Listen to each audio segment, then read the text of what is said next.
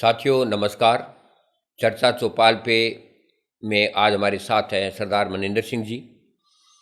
आप इनका परिचय में आप किसान आर्मी के संयोजक हैं और किसान आर्मी संयुक्त किसान मोर्चा का एक पार्ट है। इसके साथ साथ श्री गंगानगर में बहुत मशहूर कॉलेज है खालसा कॉलेज, उसकी जो श्री गुरु नानक खालसा प्रबंध समिति है, इसके आप सचिव रहे हैं लंबे समय तक।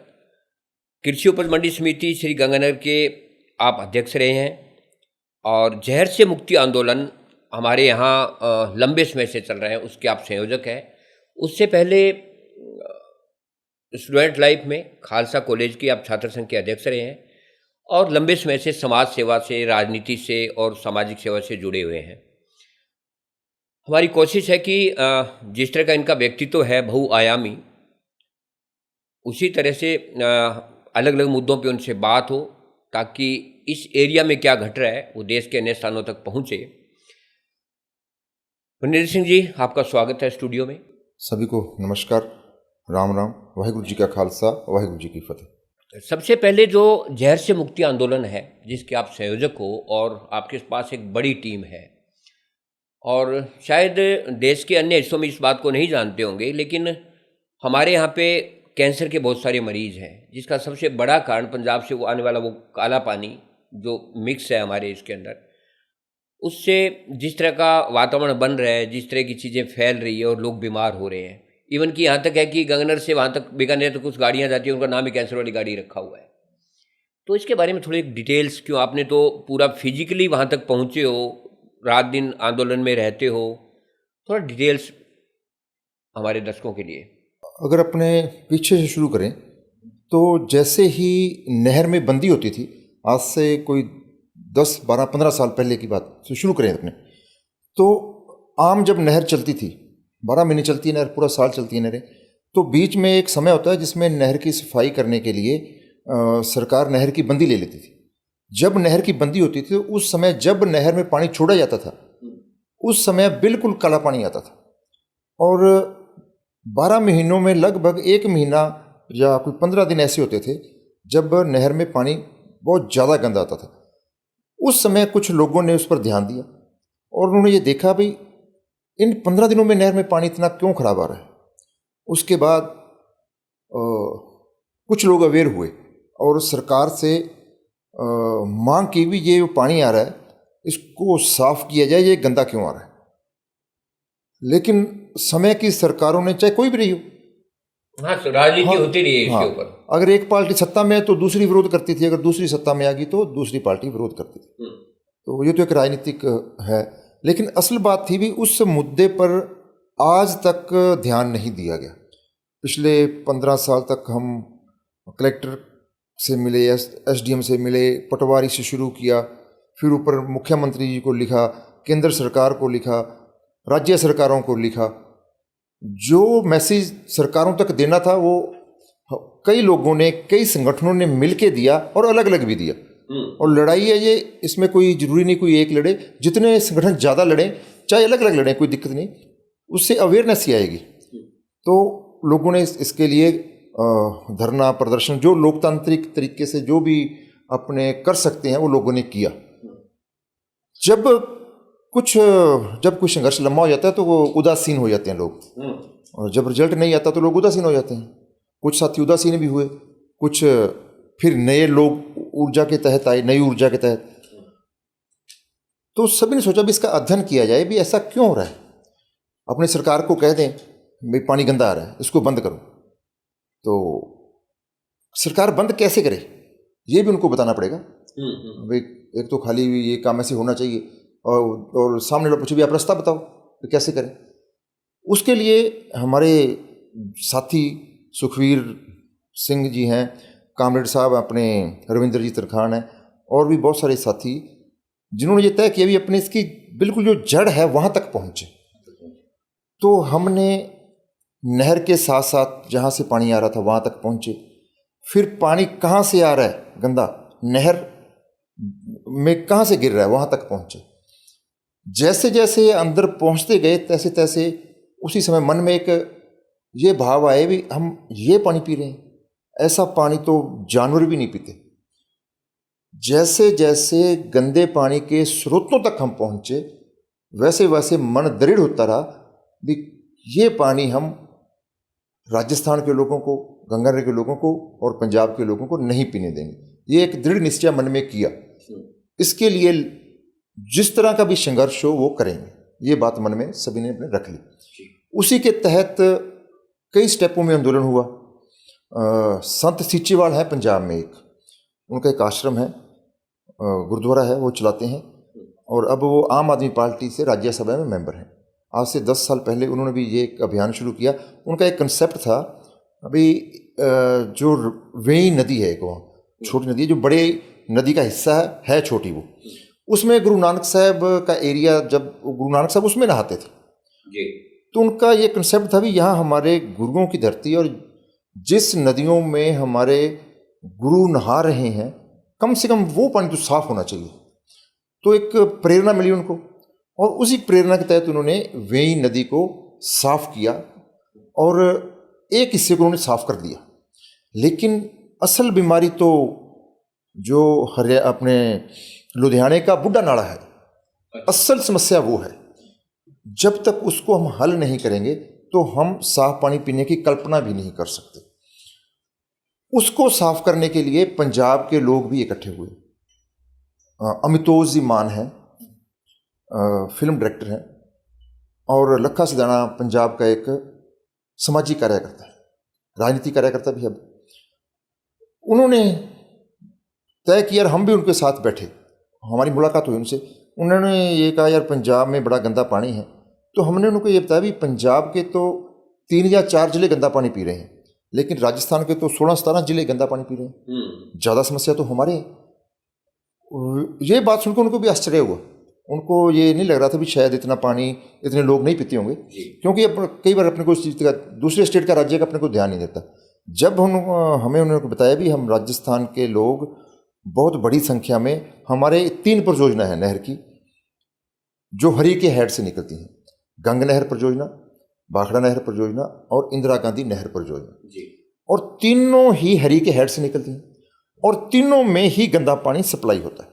जो भी पानी हरी के हेड से आएगा वो गंदा आएगा, गंदा ही आएगा। कारण ये है भी हरी के सतलुज का जो बहाव है वो भाखड़ा नंगल से होता हुआ, लुधियाने से होता हुआ, अमृतसर का जो हरी का पत्तन है जहाँ अपने पानी नहरें निकलती हैं, उद्गम स्थल है हमारा, वहाँ तक सतलुज पानी देता है।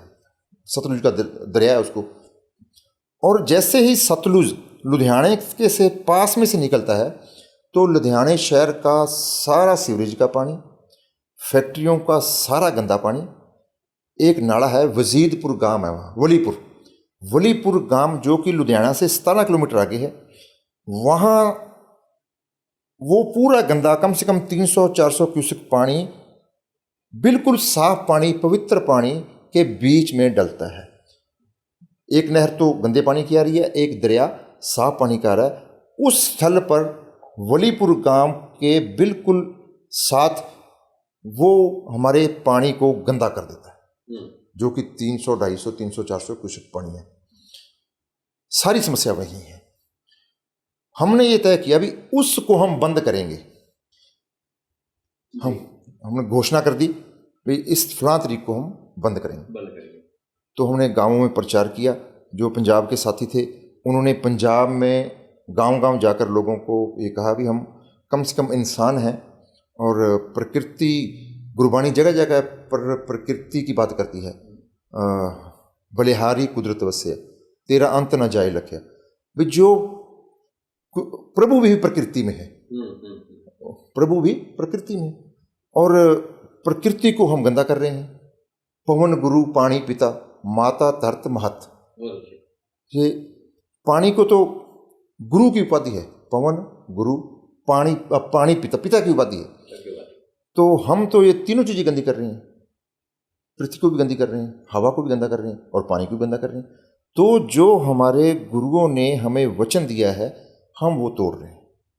उस उद्देश्य से लोग इकट्ठे हुए, बड़ी संख्या में इकट्ठे हुए और आह्वान किया भी इस तारीख को हम लुधियाना में इकट्ठे होंगे और उस जो बूढ़ा नाला है, जिसको बूढ़ा नाला बोला जाता है, उसको बंद करेंगे, वो हम सतलुज में नहीं जाने देंगे। पंजाब सरकार का कृत्य है जबरदस्त।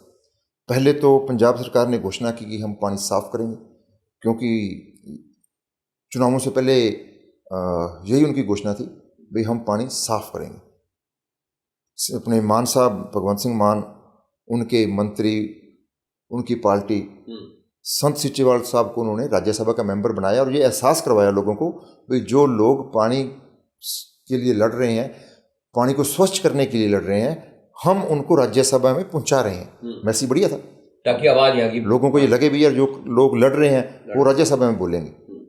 तो मैसेज बहुत बढ़िया था। हम लोग भी खुश थे, भाई एक ऐसे आदमी को राज्यसभा में भेजा जा रहा है जो पानी को साफ करने की बात करता है और खुद भी करता है।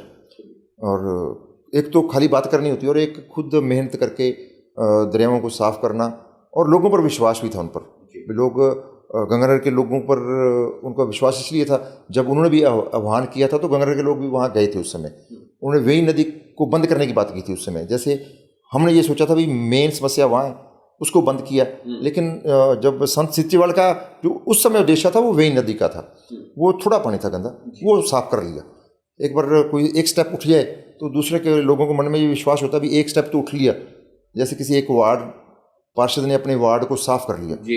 अब वो कहे भी मैं पूरे शहर को साफ कर दूंगा, तो विश्वास तो बनेगा लोगों पर। बिल्कुल बनेगा। लोग कहेंगे यार एक वार्ड तो साफ हो गया। उदाहरण है उसके, उदाहरण है एक। हाँ, इसीलिए राजस्थान के, पंजाब के लोगों ने उन पर विश्वास किया और अभियान शुरू हुआ। लेकिन अब क्या हुआ, जब वो सरकार में चले गए तो अब वो, जब आदमी सरकार में होता है तो मुकर होकर नहीं बोल सकता, क्योंकि उसमें बाउंडेशन आ जाती है। तो वो अब उनकी लड़ाई लड़ रहे हैं, लेकिन जिस स्पीड से लड़ना चाहिए था, जिस गति से लड़ना चाहिए था, वो नहीं लड़ रहे। तो लोगों ने सोचा भी चलो खुद ही लड़ाई लड़ ली जाए। तो जिस दिन लुधियाने शहर में हमें जाना था, उससे एक दिन पहले सरकार ने एक जबरदस्त बात की, जो कि शायद मेरे हिसाब से दुनिया में पहली घटना है जी। जो लोग पानी साफ करने के लिए लड़ रहे थे, उनको घरों में जा जाकर अरेस्ट करना शुरू कर दिया। और जो लोग वहाँ के कारखाने वाले लोग हैं जो पानी गंदा कर रहे हैं, उन्होंने आह्वान किया, आओ हमारे लुधियाने में, अगर औकात है तो ये बंद करके दिखाओ। अरे, और फैक्ट्री मालिकों ने क्या किया, जो उनके बेचारे मजदूर थे, प्रत्येक फैक्ट्री में किसी में 100 हुआ, किसी में 200।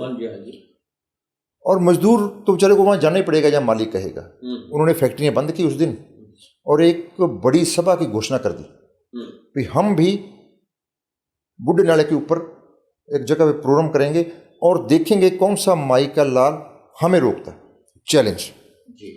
उस चैलेंज के बाद पंजाब और अपने राजस्थान के लोगों में उत्तेजना आई और बड़ी संख्या में लोग घर से निकले कि हम एक बार टकराहट तो जरूर लें। सरकार ने सभी जगह बैरिकेड लगा दिए।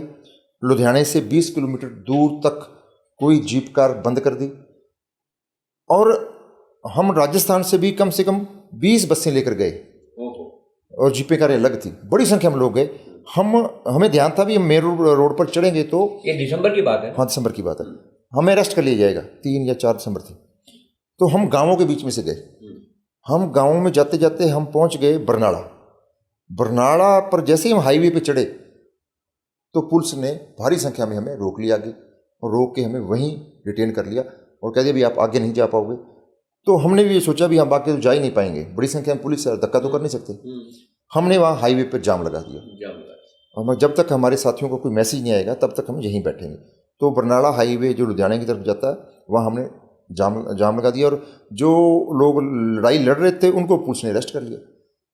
3, साढ़े 3, 4 बजे तक पैदल बहुत सारे लोग सभा स्थल पर पहुंच गए, कम से कम 50,000 लोग। और जब 50,000 लोग वहाँ पहुँचे तो सरकार पर प्रेशर पड़ा। सरकार ने जो लीडर थे उनको छोड़ दिया और वो वहाँ सभा को उन्होंने संबोधन किया और लोगों को आह्वान किया भी हम इस लड़ाई को जारी रखेंगे। और उधर जो लोग पानी को गंदा करने के लिए आमादा थे, जो पानी गंदा करने के जिम्मेवार थे, वो लोग भी सभा कर रहे हैं बराबर और उनको प्रोटेक्शन फोर्स दे रही है। चारों तरफ। सरकार उनके साथ थी। सरकार उनके साथ ही, उनका टेंट लगवाया गया, उनको भोजन पानी की व्यवस्था की गई, और कम से कम मेरे हिसाब से 3-4 हज़ार मजदूर बेचारे जो अपने मालिकों के कहने पर आए थे, तो उनकी सुरक्षा दी गई। और जब उस समय शाम को सरकार ने ये कुछ आश्वासन दिए, भी हम पानी साफ़ करने की कोशिश करेंगे, जो ज़्यादा गंदा पानी जो फैक्ट्रियाँ निकालती हैं हम उनको बंद करेंगे या ट्रीटमेंट प्लांट लगवाएंगे, ये उन्होंने आश्वासन दिया। थोड़ा बहुत काम शुरू भी किया और एक तारीख दे दी उन्होंने हमें भी, इस तारीख तक हम ये काम करेंगे। वो तारीख भी निकल गई। तो जब हमारे साथियों ने उसे अध्ययन किया, 15 या 10-20% काम हुआ। कुछ फैक्ट्रियों को नोट्स दिए गए, कुछ जो उन्हें लगा कुछ बड़ी फैक्ट्रियां हैं उनको उन्होंने ट्रीटमेंट प्लांट लगाने के लिए ऑर्डर दिया या उनको कहा, और कुछ ट्रीटमेंट प्लांट सरकार बना रही थी और उनका काम कुछ स्पीड से शुरू किया। ट्रीटमेंट प्लांट इसका हल नहीं है, क्योंकि ट्रीटमेंट प्लांट जहाँ भी लगेगा वो 6 महीने साल बाद ख़त्म हो जाएगा। और खराब हो जाएगा। हाँ, तो क्योंकि उसके फ़िल्टर होते हैं वो बहुत महंगे हैं, तो फैक्ट्री मालिक कभी भी फ़िल्टर चेंज नहीं करते। वो तो जो कोई जांच करने आएगा 2 रुपये उनको देके कह देंगे फ़िल्टर सही काम कर रहे हैं, फिर पानी गंदे का गंदा ही जाएगा। तो यही बात हमने वहाँ सरकार को कहा भी आप इस गंदे पानी को कैसे भी प्रयोग करो, लेकिन सतलुज में इस गंदे पानी को मत डालो, पीने वाले में मत डालो। हाँ, क्योंकि हमें पानी मिलता है लगभग राजस्थान को, पंजाब से 15,000 क्यूसेक तीनों परियोजनाओं में। उस 15,000 क्यूसेक पानी में हमें 300 क्यूसेक पानी, 350 क्यूसेक पानी गंदा मिलता है, और 15,000 क्यूसेक पानी को वो 300-400 क्यूसेक पानी बिल्कुल गंदा कर देता है। हमें एक बात उनको और कही भी पहला कार्य है सरकार का, वो हमारे जितने भी प्राकृतिक स्रोत हैं उसमें गंदा पानी न डाला जाए। ये सुप्रीम कोर्ट भी कह रही है, सुप्रीम कोर्ट में केस भी लग चुके हैं, केस कोर्ट में लोग जा चुके हैं जी। ग्रीन ट्रिब्यूनल में लोग जा चुके हैं, ग्रीन ट्रिब्यूनल लोगों के पक्ष में फैसला कर चुका है, सुप्रीम कोर्ट लोगों के पक्ष में फैसला कर चुकी है, उसके बावजूद भी पानी नहीं रुक रहा। सुप्रीम कोर्ट के फैसले को लागू कराने के लिए लोगों ने फिर एप्लीकेशन दी भी इस फैसलों को लागू करो। कोर्ट ने सरकारों पर कॉन्टेम्प्ट लगाई, कॉन्टेम्प्ट ऑफ कोर्ट, जो ऑर्डर नहीं माना। तो ये खाली पंजाब सरकार की बात नहीं थी, पूरे भारत की राज्यों की सरकारों पर ये फैसला लागू हुआ। जब कोई फैसला लागू हुआ तो पूरे भारत के लोगों राज्यों पर लागू, और भारत की जितनी नदियां हैं सारी प्रदूषित हो रही हैं, और इसी तर्ज पे हो रही हैं जैसे लुधियाना का पानी गंदा जा रहा है, गंगा भी प्रदूषित हो रही है, क्योंकि जो ऊपर चमड़े का कार्य हो रहा है उससे ऊपर बड़े कारखाने, गंगा के ऊपर भी इंडस्ट्री लगी हुई है, वो सारा पानी गंगा में जा रहा है। सारी नदियों का ये हाल है, चाहे वो जमुना का तो इतना बुरा हाल है, आप जमुना को तो आपको समझ ही नहीं सकते भी ये जमुना नदी है या नहीं। दिल्ली में आप जाओगे तो आपको जमुना दिखेगी नहीं, उसका पानी बैंगनी रंग का है। तो पूरे भारत की नदियों का ये हाल है। तो प्रत्येक राज्य को सरकार ने क्या किया, प्रत्येक राज्य पर कंटेम्प्ट के चक्कर में जुर्माना लगाया। पंजाब को 50 करोड़ लगाया, महाराष्ट्र को कोई 400-500 करोड़ लगाया सुप्रीम कोर्ट ने। तो सरकारें इतनी बेशर्म हैं, पानी को साफ करने की बजाय वो प्रत्येक साल जुर्माना भर रही है, जबकि उनके बहुत कम पैसे में वो चीज़ इलाज हो जाएगा। इच्छा शक्ति नहीं है, जुर्माना भर रही हैं। आंध्र प्रदेश भी भर रहा है, महाराष्ट्र भी भर रहा है, कर्नाटक भी भर रहा है, पंजाब भी भर रहा है, हरियाणा भी भर रहा है, लेकिन पानी साफ करने के लिए कोई कदम नहीं उठाया जा रहा है।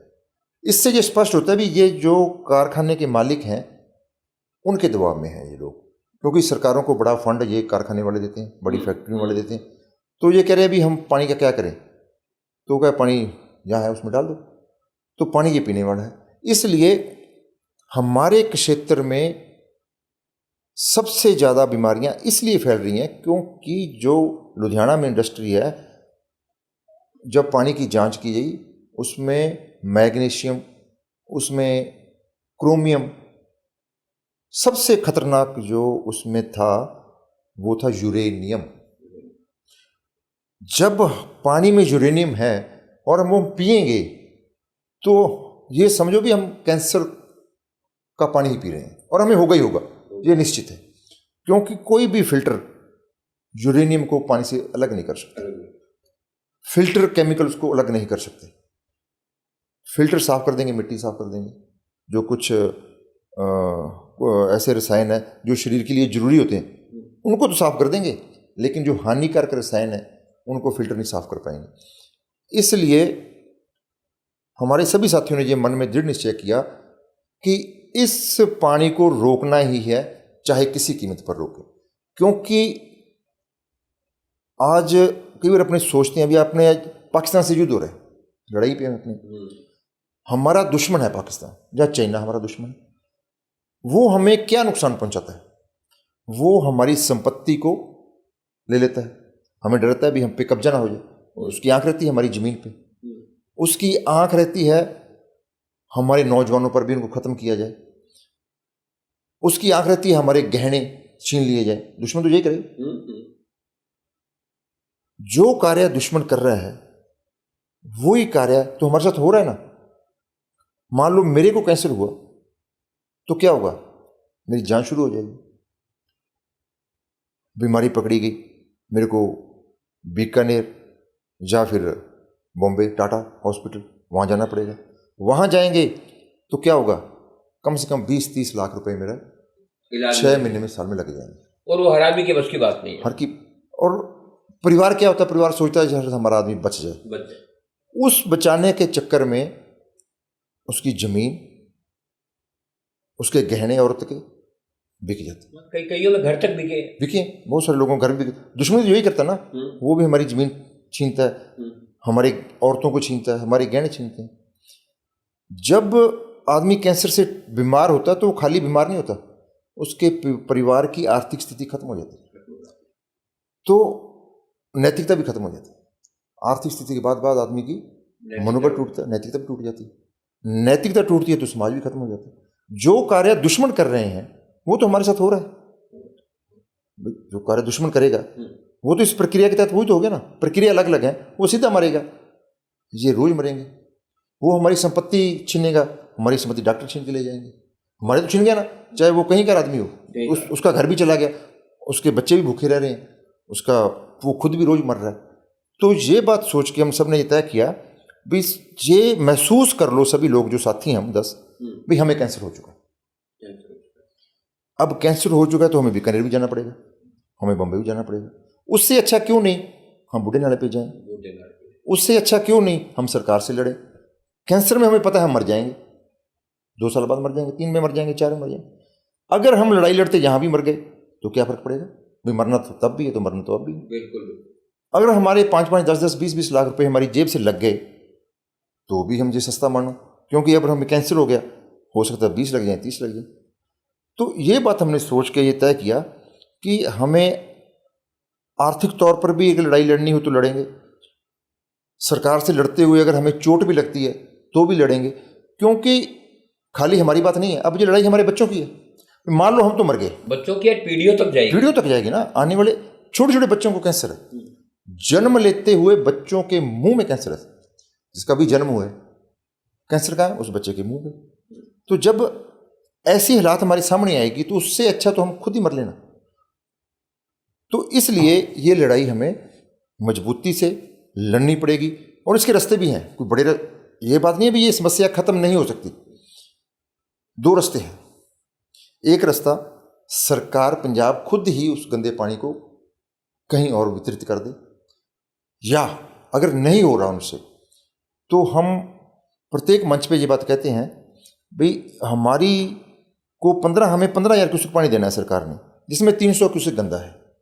हम सरकार से ये कहते हैं 14,700 क्यूसेक पानी साफ दे दो और 300 क्यूसेक गंदा दे दो, अलग दे दो, मिक्स मत करो। क्योंकि साफ पानी को साफ रहने दो, गंदे को गंदा रहने दो।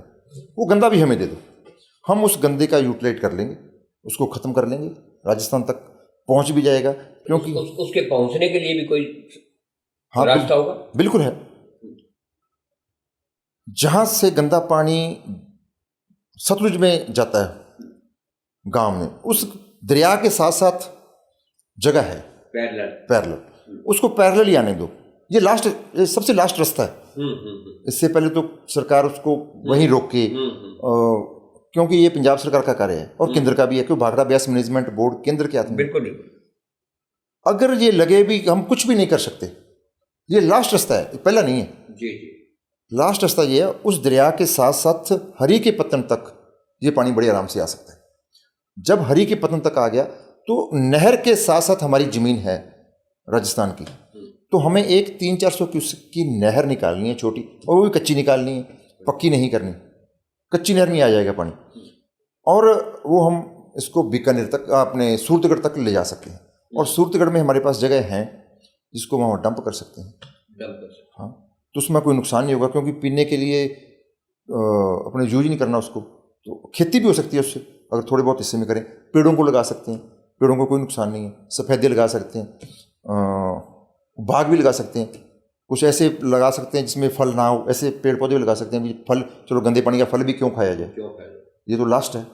तो ये संभव है और उसमें खर्चा जीरो है। हमने सरकार को भी ये कहा है। हमने एक प्रैक्टिकल किया था, इंदिरा गांधी नहर से एक लिंक चैनल आ रही है अपने साधुवाड़े तक। आज से 2 साल पहले सरकार को, हमें जब पानी की दिक्कत आई तो हमने सरकार को कहा भी हमें पानी इस नहर से दे दो, ये एक अलग रास्ता है पानी का, इंदिरा गांधी नहर से यहाँ तक आ जाता है। सरकार ने ये कहा भी ये साफ़ नहीं है, तो हमारे पास बजट नहीं है।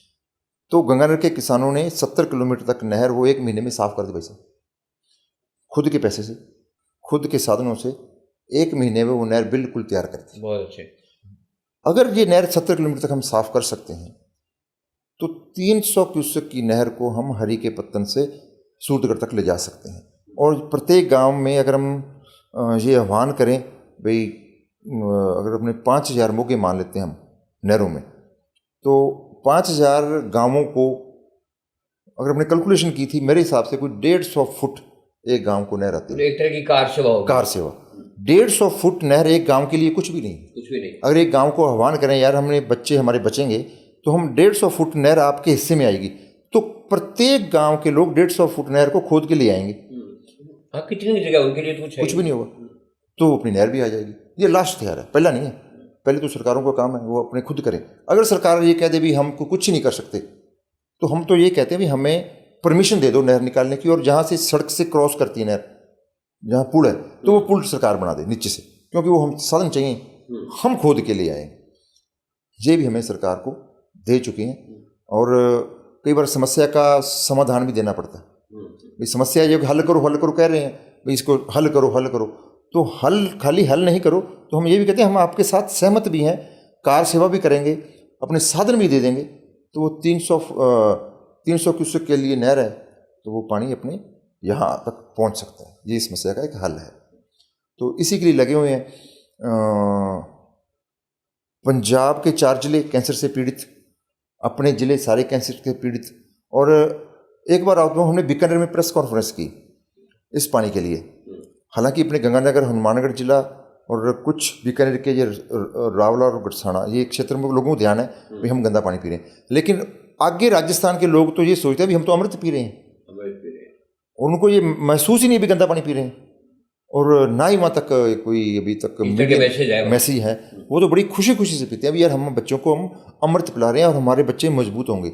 और कौन सा पानी पिला रहे हैं? वो सतलुज का पानी, जिसको पी के लोग योद्धा बनते हैं, जिसमें गुरु साहब ने अमृत छिकाया, अमृत पान करवाया, तो वो सतलुज के पानी से करवाया। और चिड़ियों से वो बाज तड़वाई, 1.25 लाख से 1 लड़वाया। तो वो सोचते हैं भी इस पानी में तो ताकत है, और बच्चों को हम ताकतवर बना रहे हैं। हकीकत ये है भी हम अपने हाथ से अपने बच्चे को जहर पिला रहे हैं, अपने हाथ से। तो पूरे समाज की लड़ाई है, सभी वर्गों की लड़ाई है, सभी धर्मों की लड़ाई है, सभी जातियों की लड़ाई है, सभी जानवरों के लिए, सभी पेड़ पौधों के लिए। तो इसलिए ये प्रकृति के जो लड़ाई है, तो एक और समाज जो हमारे खूब साथ देता है राजस्थान में, बिश्नोई समाज, उनको इस बात का ध्यान है भी प्रकृति बचेगी तो क्यों। बाबा जम्बेश्वर जी ने यही बात की। हाँ, प्रकृति प्रेमी कौन है? प्रकृति प्रेमी थे वो। पूरा समाज इस आंदोलन में साथ रहता है, और जितनी भी वो मदद कर सकते हैं वो करते हैं, क्योंकि पेड़ों के लिए उन्होंने शहादत दी। पेड़ भी प्रकृति का हिस्सा है, पानी भी प्रकृति का हिस्सा है, धरती भी प्रकृति का हिस्सा है। तो वो समाज का मैं धन्यवाद भी करता हूँ। जब भी हम कोई आंदोलनों की आह्वान करते हैं, उन समाज के लोग जहीं कहीं भी बैठे हों तो वो पहुंचते हैं। अगर हम रायसी नगर से ये बात शुरू करते तो वो लोग आते हैं।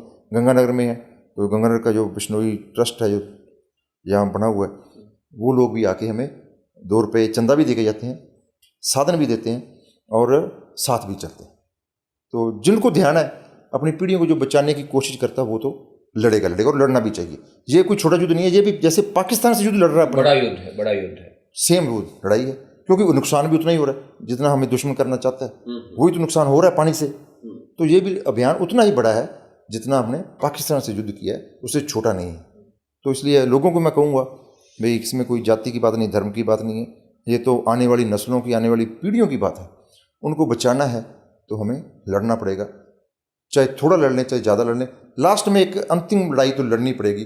और वो लड़ाई ये होगी भी हम अपने सतलुज में, रावी में, ब्यास में, क्यों हमें 2 नदियों का पानी अपने आता है, बाकी तो पाकिस्तान में चला जाता है, ब्यास में, ब्यास और सतलुज का पानी में हम गंदा पानी नहीं डालने देंगे। एक ही नारा होगा, पीने वाले जो प्राकृतिक स्रोत हैं उनमें गंदगी न फैलाई जाए। एक ही नारे पे अपने को लड़ना पड़ेगा।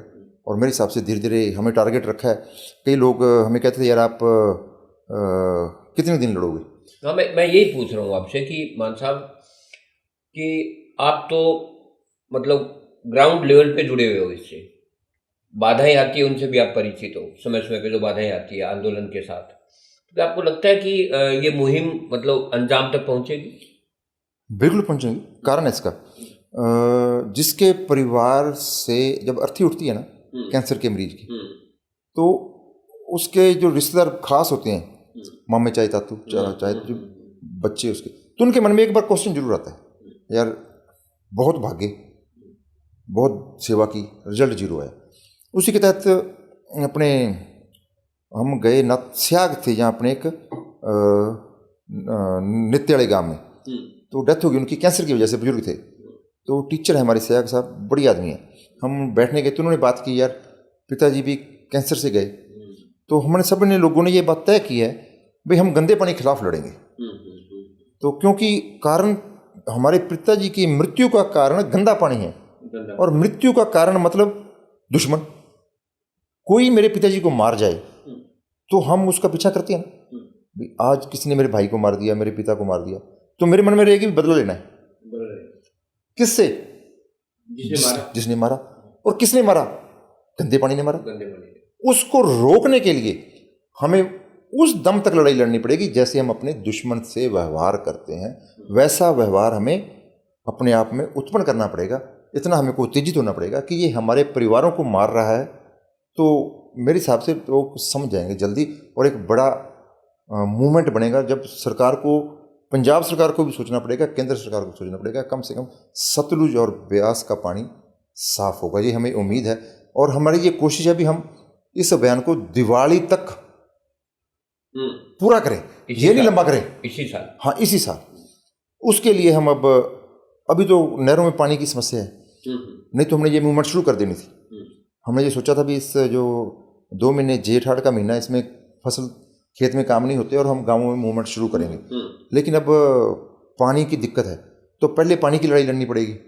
जैसे ही पानी पूरा हुआ तो उसके बाद हम गंदे पानी की मूवमेंट गांव-गांव, घर-घर जाके लोगों को जागृत करके एक बड़ी मूवमेंट बनाएंगे।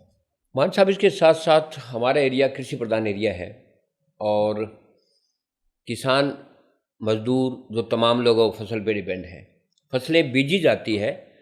और अब इन 5, 7, 10 सालों से पहले आपके मान लो आपके 100 क्विंटल गेहूँ हुई, आप उसको मंडी में ले जाते थे, बेच के घर आ जाते थे। लेकिन अब भी पिछले 8-10 साल से, भले सरकार कोई रही हो राजस्थान में, फसल खरीद में बेचने के लिए जो किसानों को प्रॉब्लम आ रही है कि आप एक घर या एक परिवार की 25 क्विंटल गेहूँ बेची जाएगी, या आप 15 क्विंटल एक बार में दोगे, अगले दिन वो दोगे इकट्ठा। तो ये भी बहुत बड़ी समस्या है किसानों के लिए, विशेषकर बड़ी इतनी बड़ी माथापच्ची है। तो इसका कोई समाधान, आप किसान आर्मी को संयोजक हो, कोई समाधान बैठ के कभी सोचा कि सरकारों पे दबाव बनाया जाए कि कम से कम किसान और मजदूर, वो परिवार जो फसलों पे जीवित है, और पैदा करने के बाद, पैदा करते वक्त भी बहुत समस्याएं आती है। रात को पानी में उनको सांप खाने का डर है, कुछ और चीज़ का डर है, नंगे पाँव काम करते हैं, सर्दी में, गर्मी में, जिस तरह की मेहनत करते हैं। लेकिन वही फसल जब बेचने जाते हैं तब सरकार और तमाम लोग ऐसे नियम बना देते हैं, तो आईएएस है वो अंदर बैठ के अपने उसके अंदर एसी हॉल में, जिनको पता ही नहीं होता ग्राउंड लेवल पे समस्या है क्या किसानों को, लेकिन किसान उसको फेस करते हैं। इसका कोई हल? देखो, एक सामान्य प्रक्रिया है पूरे भारत में या दुनिया में। कोई भी माल अपना बेचता है, कोई भी दुकानदार या कोई भी व्यापारी अपना सामान जब बेचेगा तो रेट उसका होगा। आज मैंने कपड़े की दुकान खोल ली तो मैंने ये तय कर लिया कि मैंने 10 रुपये मीटर या 20 रुपये मीटर ये कपड़ा बेचना है। बार्गेनिंग ये अभी पार्टी जो अपने ग्राहक है वो कहेगा मैं 10 की जगह 8 दूंगा, वो 70 पे हो जाएगा वो। हाँ, तो वो कहे चलो 9 में बेच देंगे। वो अपना खर्चा जोड़कर, प्रॉफिट जोड़ के, अपना गुणा भाग करके माल बेचेगा। सिर्फ किसान ही है एक जिसके फसल का भाव कोई दूसरा लगा रहा है। जी जी। और जब फसल का भाव दूसरा कोई लगा रहा है तो वो तो उसकी मर्जी है कितना लगाएगा। और जब उसको महसूस हुआ भाई मैंने इतना भी नहीं लगाना, तो ले गया कौन? जी। तो सरकार की एंट्री जरूरी है। देखो, अपने क्षेत्र में सरसों होती है, दाल होती है, कणक होती है। कणक अपने क्षेत्र में बिक जाती है, कारण कि सरकार की पॉलिसी है भी कणक को लोगों को देनी है, बढ़िया पॉलिसी है, देनी, गरीब लोगों को देनी चाहिए, इसलिए सरकार को कणक चाहिए होती है। तो उसमें एमएसपी रख दिया रेट, इस रेट से कम कोई नहीं लेगा। और कणक में अपने बिक जाती है, ज़्यादा समस्या कणक में नहीं आती, एमएसपी पर बिक जाती है। कोई 19 की का कोई कभी फर्क आ जाए, जी जी। इतनी बड़ी समस्या आती है सरसों में, चने में और मूंग में। हकीकत में आनी नहीं चाहिए, क्योंकि अगर भारत के पास तेल एक्स्ट्रा हो तो हम ये सोचें यार हमें पास तो खूब तेल है, तो किसान तो नए बीजे फसल भी हम खूब है, लेकिन हमारे पास खाने का तेल नहीं है। पाम ऑयल हम बाहर से मंगा कर लोगों को देते हैं। तो इसका मतलब अगर सरसों हमारी ज़्यादा हो तो हमें पाम ऑयल नहीं बनाना पड़ेगा। उदाहरण के लिए अपने को 100 किलो सरसों का तेल चाहिए पूरे भारत को, मान लिया 50 किलो तो हमारा हो रहा है और 50 किलो पाम ऑयल ला के फिर 100 किलो पूरा करते हैं। अगर किसान को पूरा भाव दें, अगर किसान 50 किलो की जगह 80 किलो तक पहुंच जाए और बाहर से 20 किलो मंगाना चाहे, एक तो बाहर से नहीं मंगाना पड़ेगा, हमारे विदेशी मुद्रा का भंडार है, उसका नुकसान नहीं होगा, और एक किसान को भाव पूरा मिल जाएगा। फिर भी समझ नहीं आती। वही हाल दालों में है। दालें हम इंपोर्ट कर रहे हैं। दालों का अगर अपने भारत का पेट भरना है तो हमें बाहर से मंगानी पड़ती है। इतनी दालें हमारे पास नहीं है कि हम भारत के लोगों को दाल पूरी दे दें। उसके बावजूद दाल खरीदने में फिर दिक्कत। तो इसमें जो एमएसपी की लड़ाई थी, जो गारंटी कानून था, वो चाहिए। अगर किसी चीज़ की फसल सरकार ने तय कर दी, स्वामीनाथन की रिपोर्ट हम मांगते हैं लेकिन वो लागू नहीं, वो अलग विषय है। एमएसपी जो चल रही है, अभी चल रही है, हम तो उस पर भी कह रहे हैं भी उस पर एक बार गारंटी लागू कर दिया जाए। अगर चने का रेट 6,000 रुपये है मान लो, तो वो 6,000 से कम ना बिके भी। एक अगर कोई खरीदे कम उससे तो उस पर FIR हो, मुकदमा दर्ज हो, क्योंकि ये अपराध है। कोई चीज़ को अपने सरकार के रेट से कम लेंगे तो वो तो अपराध है। तो ये अपराध हो रहे हैं हम भारत में, और किसान की लूट हो रही है। जब तक कानून नहीं बनेंगे एमएसपी पर तो ये अपराध होते रहेंगे। जो चीज़ किसान को ज़रूरत है, तेल, डीजल, ट्रैक्टर, खाद, बीज, ये सभी चीज़ के रेट 7%, 8% तक बढ़ते हैं। और किसान की फसल का जो एमएसपी रेट है वो 2%, 2.5%, 1.5% तक बढ़ता है। तो 4-5% का नुकसान किसान को प्रत्येक वर्ष होता है, परसेंट का। और जैसे जैसे आगे बढ़ेंगे वो वैसे वैसे उसकी आमदन है जो वो नेगेटिव की तरफ बढ़ जाएगी। तो फिर किसान सुसाइड करेगा, क्योंकि जो वो चीज़ खेत में डाल रहा है वो तो महंगी डाल रहा है, और जो उसकी उपज हो रही है वो सस्ती बिक रही है। अगर हम बाजार से महंगा सामान लाकर बाजार में सस्ता बेचते रहे लोगों को, तो कितने दिन तक बेचेंगे? कर्जे में डूबता जाएगा वो, डूबता रहेगा। इसीलिए किसान कर्जाई है, क्योंकि उसको फसल का भाव पूरा नहीं मिला पिछले कई सालों से। तो जब पूरा ही नहीं मिला तो बेचारा जमीन बिकती है, सुसाइड करता है। तो होता रहेगा जब तक एमएसपी पर गारंटी नहीं मिलती। हम सरकार से ये कहते हैं भाई हमें लोन मत दो, नहीं चाहिए। हमारा कर्जा भी माफ़ मत करो, नहीं चाहिए। हमें तो हमारी फसल का पूरा भाव दे दो, हम कर्जे भी उतार देंगे, लोन लेने की हमें जरूरत ही नहीं पड़ेगी। तो इस मुद्दे पर अभी तक सरकार नहीं आ रही। बहुत बड़ा आंदोलन किसानों ने किया। किसान उस आंदोलन पर वहां तक पहुंचे जो उनसे छीना गया था वो ही ले पाए, आगे नहीं बढ़ पाए। आगे नहीं बढ़े। 3 कानूनों से किसानों से छीना जा रहा था। तीनों कानून जो मोदी जी ने उस वक्त कहा था कि वो पीछे हटे थे, मतलब। हाँ, तो वहां तक पहुंचे हम। तो उससे पहुंचना तो आगे था, BMSP पर गारंटी मिल जाती, तो लेकिन वहां तक नहीं पहुंचे। लड़ाई लड़नी पड़ेगी, संगठनों को इकट्ठा होना पड़ेगा, और एक जब तक पूरे भारत में लड़ाई नहीं लड़ेंगे तो ये लड़ाई भारत का किसान सुसाइड करता रहेगा, और उसका आत्मविश्वास, आत्मसम्मान पर चोट लगती रहेगी। आपको उदाहरण बताऊं, देखो कई बार हैरानी होती है, जो गेहूं हमारा यहाँ 2400 में बिक रहा है, जो धान 2300 में बिक रहा है, बिहार उड़ीसा में वही गेहूं किसान का 1200 में बिक रहा है। MSP का कोई ध्यान नहीं है। लूट होती है, लूटने वाले लूटते हैं किसान को, और उन्हीं के लिए तो लड़ाई थी ये। तभी तो एक बार सरकार पता क्या कहती है, किसान क्यों लड़ रहे हैं पंजाब और हरियाणा के, राजस्थान के, इनको तो MSP मिल रही है ना, तो इसका मतलब ये तो अंत तक पैसा फैलाना चाहते हैं। एक गांव में है, उसमें एक अध्यापक है, और वो अध्यापक है, उसको समझ है, और वो उन बच्चों को पढ़ा रहा है जो अनपढ़ है। तो अगर कोई कहे यार ये अध्यापक इनको क्यों पढ़ा रहा है, ये तो पढ़ा लिखा है। जब हरियाणा पंजाब के किसान को ये बात समझ आ गई कि MSP पर हमें जो मिल रहा है तो हमारा खर्चा चल रहा है बड़ी मुश्किल से, और वो बेचारे जो MSP पर आधे रेट में बेच रहे हैं, उनका घर कैसे चलता है। लड़ाई तो ये उड़ीसा के किसान की है, लड़ाई ये बिहार के किसान की है, लड़ाई मध्य प्रदेश के किसान की है, पूरे भारत के किसान की है। लड़ कौन रहा है? पंजाब का किसान, हरियाणा का किसान, पश्चिमी उत्तर प्रदेश का किसान, राजस्थान का किसान। जो समझदार होगा वही लड़ेगा ना। तो जो जिनको बेचारों को भी समझ नहीं है, अभी हमारी लूट हो रही है, अगर समझ आ भी गई तो उनके पास संगठन नहीं है, तो वो कैसे लड़ेंगे। तो इसलिए ये पूरे भारत की लड़ाई है, किसान की लड़ाई है। ये कोई आतंकी संगठन नहीं है, ये कोई सरकार को गिराने वाले लोग नहीं है, ये किसान को बचाने वाले लोग हैं, जितने भी किसान संगठन हैं। तो सरकार ने इनको बदनाम किया। बदनाम ऐसे किया, लड़ाई शुरू पंजाब के लोगों से हुई, क्योंकि पढ़े लिखे हैं, मंडीकरण वहाँ ज़्यादा है, तो समर्थ हैं, वो चले। जब वो चले तो उनको कह दिया भी ये तो खालिस्तान वाले लोग हैं, तो खालिस्तान मांगते हैं। हाँ, बहुत नाम लिए गए, खालिस्तानी है, टुकड़े टुकड़े गैंग है, ये है, वो है, तमाम बिल्कुल। हरियाणा के डिमोरलाइज करने के बहुत तरीके थे सरकार की जो एजेंसी है उनकी। वो तो अब भी कर रहे हैं ना। जो हमारी कुरैशी है जहाज, इस पे भी आएंगे अब। तो ये तो उनकी पॉलिसी है। तो उसमें जाट शामिल हो गए हरियाणा के, हालांकि सभी वर्ग थे, लेकिन सरकार ने जगह भी जाट शामिल हुए। हालांकि जो खेती कर रहा था वो शामिल था, तो उन्होंने ये कोशिश की भी इसको जाट वाला फंडा लगा दिया जाए। तो फिर राजस्थान के लोग भी शामिल हुए, पश्चिमी उत्तर प्रदेश के भी शामिल हुए। तब सरकार को समझ आई भाई ये सभी लोग इकट्ठे हुए, किसान अगर साउथ का भी साथ में चल दिया तो ये तो पूरी संपूर्ण क्रांति हो जाएगी।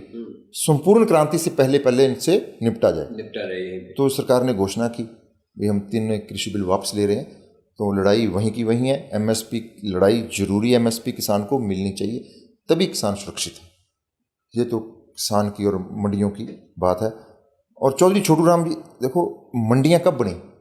मंडियां भारत की आज़ादी से पहले बनी, और चौधरी छोटू राम का राज्य जहाँ तक था, जिस क्षेत्र में, वहीं मंडियां संपन्न हैं, क्योंकि उस समय पंजाब एक राज्य था और उसमें चौधरी छोटू राम थे, और उन्होंने लाहौर से लेकर गुड़गांव तक जो मंडियां थी, क्षेत्र था, उसमें मंडी एक्ट लागू करा दिया और लूट खत्म करवाई।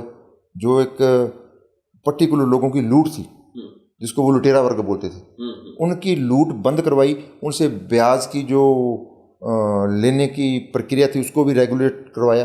पहले तो जो बही में लिख दिया वो सही था, जो बही में लिखा है वो सत्य है, तो उनका नहीं, ऐसा सत्य नहीं है, प्रूफ देना पड़ेगा आपको।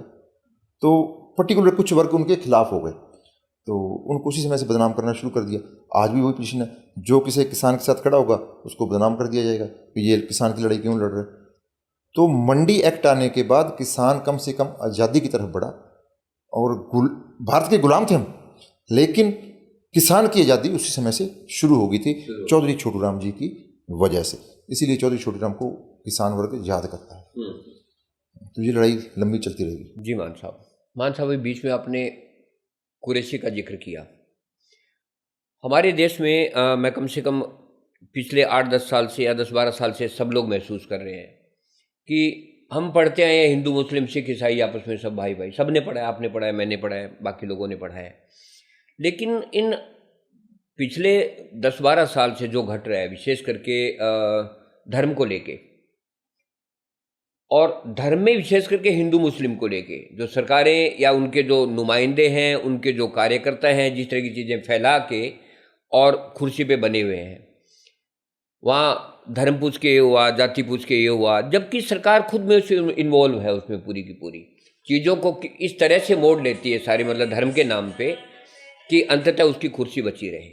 ये सारा जो घटनाक्रम घट रहा है देश के अंदर, आप क्या कहेंगे? देखो, आपने जो बात कही वो सत्य कही।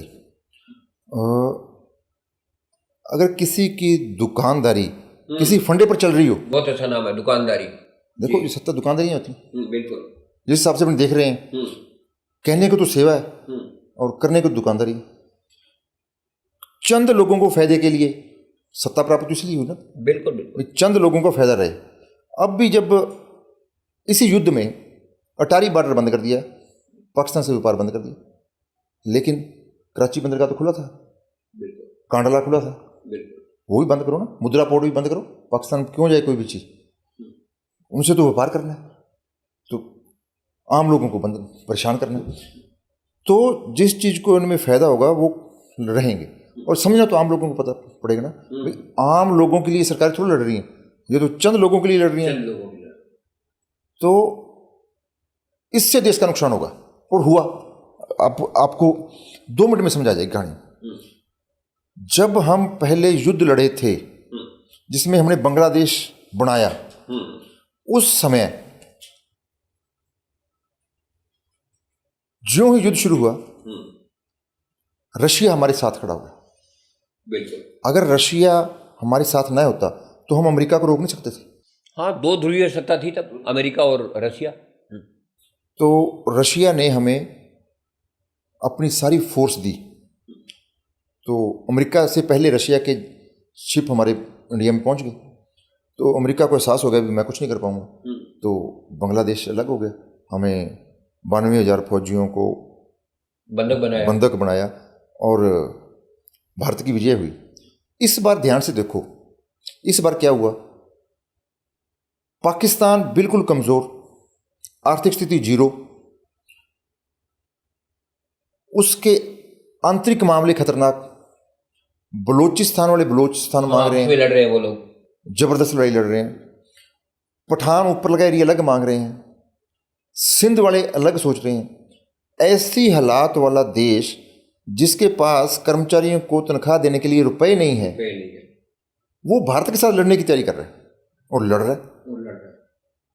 तो उसके साथ समझौता हो रहा है हमारा। समझौता किसके साथ होता है? बराबर वालों के साथ। भाई, जो बिल्कुल गिरा हुआ है उससे हम कैसे समझौता करेंगे? समझौता क्यों करना पड़ा? अध्ययन किया, जो सामने सामने दिखा, एक भी देश ने भारत के लिए समर्थन में नहीं कहा, स्वाय इजराइल को छोड़कर।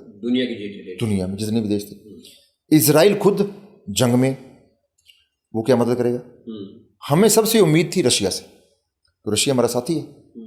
हमारे जितने पुरानी संधि है, जैसे ना भी बचपन के मित्र होते हैं कि लोग, वो तो भारत का बचपन का दोस्त है। जैसे जैसे भारत पर आक्रमण हुए, सबसे पहले रशिया हमारे साथ रुका आके, रशिया ने हथियार दिए। आज भी हमारे जितने भी फाइटर जेट हैं वो रशिया के हैं, आज भी जितने हमारे टैंक हैं वो रशिया के हैं। रशिया को हमने दूर कर दिया अमेरिका के चक्कर में। क्यों? अमेरिका के पास चंद रुपए हैं, और जब व्यापारी देश को चलाएगा तो रुपए वाला ढूंढेगा, व्यापारी देश को चलाएगा। तो आगे भी देखेगा कि रुपए किसके पास है, तो रुपए तो अमेरिका के पास थे। इन्होंने अमेरिका को दोस्त बना लिया, रशिया को भूल गए। यूक्रेन में जब रशिया और यूक्रेन का युद्ध हो रहा था, हमारी फैक्ट्रियों के बने हुए गोले यूक्रेन यूज कर रहा था। किसके खिलाफ? रशिया के खिलाफ। और रशिया ने हमें कहा, यार आप तो हमारे दोस्त हो, ये गलत हो रहा है, तो आप अपने हथियार यूक्रेन को कैसे दे रहे हो? उन्होंने 2 बार हमें कहा। तो हमने क्या कहा, भाई हमने यूक्रेन को थोड़ी दिए, हमने तो पोलैंड को दिए, और पोलैंड तो यूक्रेन तो एक है। जी। जितना भी हथियार एमुनिशन आ रहा है वो तो पोलैंड के माध्यम से आ रहा है। तो समझ आ गई बात उनको भी, उन्होंने बात मन में रख ली। हो सकता है उस समय ना कही हो, कड़वी बात, ना चुप रह गए हो, वो चुप रह गए। उन्होंने सोचा होगा जब मौका आएगा देखेंगे। और अब चाइना हथियार रशिया को दे रहा है, क्योंकि बिना सप्लाई के तो लड़ाई लड़ी नहीं जा रही भाई। एक दिन की लड़ाई तो है नहीं, रोज तोप के गोले चाहिए, रोज मिसाइलें चाहिए, रोज सामान चाहिए, रोज फौजियों के लिए कपड़े बिस्तर सब चाहिए, सब कुछ चाहिए। वो सब सामान अब चाइना रशिया को दे रहा है। चाइना पाकिस्तान के साथ है, और चाइना ने रशिया चाइना से बाहर जा नहीं सकता। अब चाइना जब कहेगा रशिया वही काम करेगा, तो चाइना ने रशिया का चुप करके बैठ गया, रशिया बोला ही नहीं। और अमेरिका पर हमें आस थी भी, हम अमेरिका के दोस्त हैं, तो अमेरिका ने क्या कहा, भी पाकिस्तान और भारत मेरे तो दोनों दोस्त हैं, दोनों दोस्त और दोनों मेरे लिए एक जैसे हैं। तो अब अपने समझ आ गई भी हमारा बैग कहाँ है। चीन हमारा दुश्मन, वो तो सबसे बड़ा दुश्मन चीन है, ऊपर बैठे हमारे। लेकिन हमारी भारत की सत्ता हमेशा ये बोलेगी पाकिस्तान हमारा दुश्मन है, हमारा दुश्मन चाइना है, चाइना से तो आपकी दोस्ती है। और इसको राहुल गांधी ने बहुत पहले रेखांकित करा था सदन के अंदर, सभी ने बोला है। जो बात थोड़ी समझता है वो तो यही कहेगा, यार दुश्मन तो चाइना है।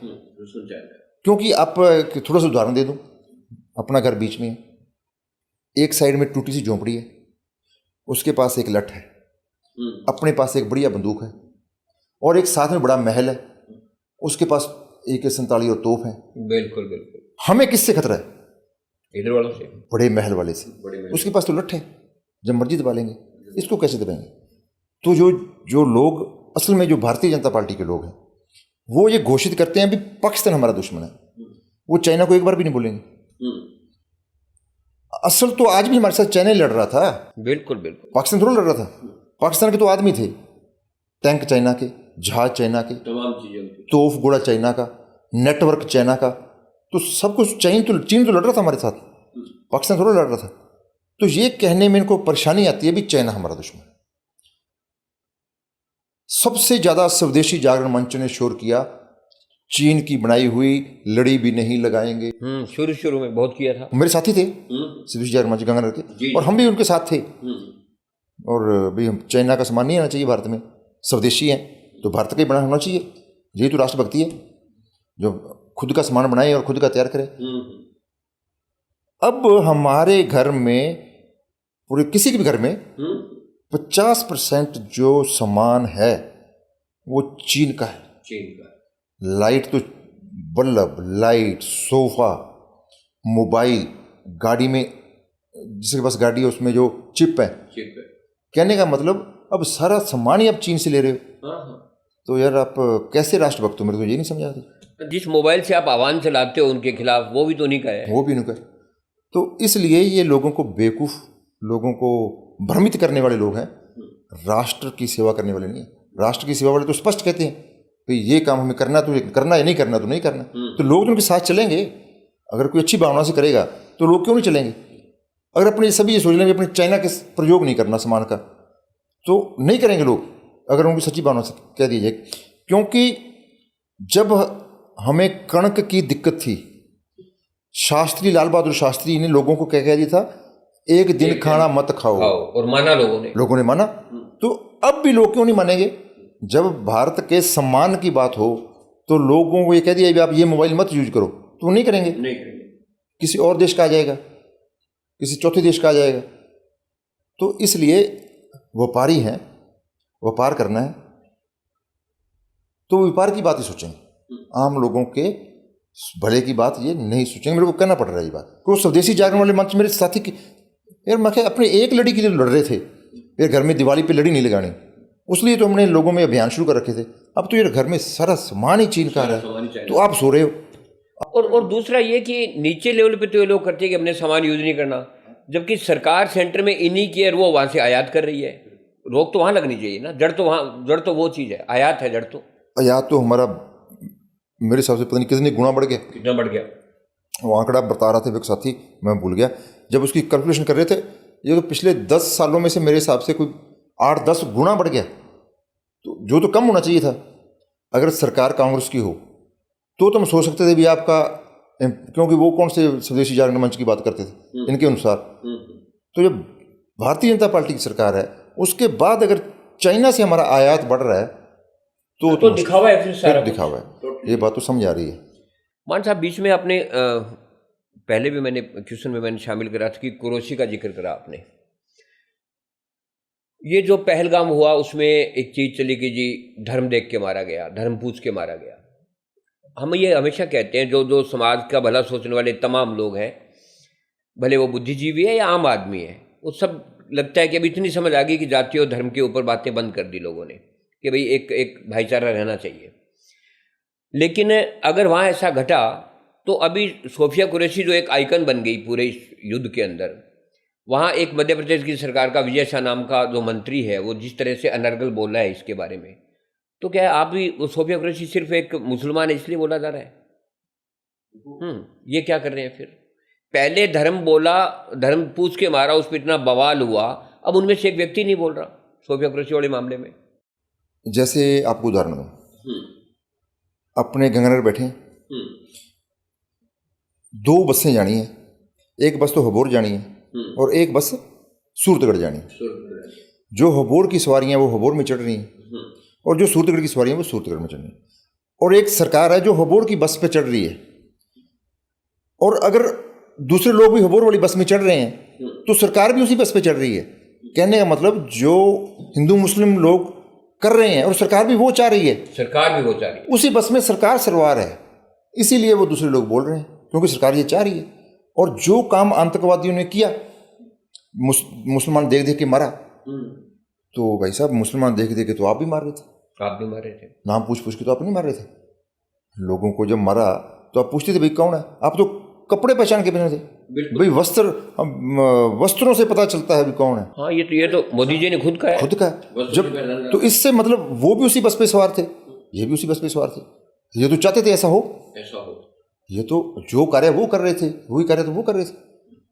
तो ये तो बस हबोर की बस में वो सवार थे, हबोर की बस में वो सवार थे, जाना तो सूरतगढ़ था, चाहिए तो सूरतगढ़ था, लेकिन जो उनका एजेंडा था वो भी उनका एजेंडा था। तो रोकना पड़ेगा आम लोगों को ये सोचना पड़ेगा, अगर हम इसमें चक्कर में पड़ेंगे तो पूरे दुनिया में हमारा कोई भी समर्थन नहीं होगा। जबकि मान साहब हो उल्टा रहा है, सामाजिक समरसता इतनी ज़्यादा बिगड़ी हुई है, रिश्ते इतने बिगड़ रहे हैं कि आज आप मेरे मित्र हो, और अगर हम किसी और विचारधारा से, दूसरा तो वो मोदी जी को नहीं जानते, योगी जी को नहीं जानते, और आपस में इस लेवल पे लड़ मरते हैं कि बाद में उनका बोलचाल ही बनता है हमेशा के लिए। ये घट रहा है, ये जो सबसे ज़्यादा खराब समाज में जो मैसेज जा रहा है वो ये जा रहा है। मीडिया दिखाई ये रहे, जहाँ कोई उदाहरण ऐसे मिल रहे हैं जिसमें हिंदू मुसलमान सिख ईसाई पैदा हो रहा है, वो खबर तो दिखाएंगे नहीं।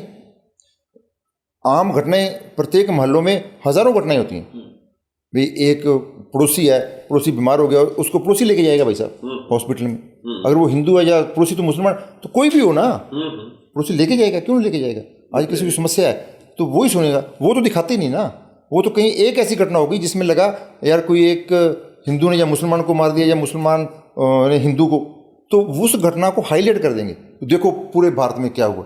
यार जो लाखों घटनाएं प्यार की है वो भी दिखाओ ना। और वो कश्मीर में हुआ ना, अभी लोगों ने मदद की और लोगों को धक्के से करा रहे थे, बोलो भाई हमें मुसलमान कह के मारा, तो लेकिन वहाँ लोगों ने उनको हॉस्पिटल तक पहुँचाया, लोगों ने अपने घरों पर बैठाया। तो वो कश्मीर वाले थोड़े चाहते थे कोई ऐसा काम हो। देखो कोई भी आदमी अपनी रोजी रोटी पर लात नहीं मारता। कश्मीर की रोजी रोटी किस पे है?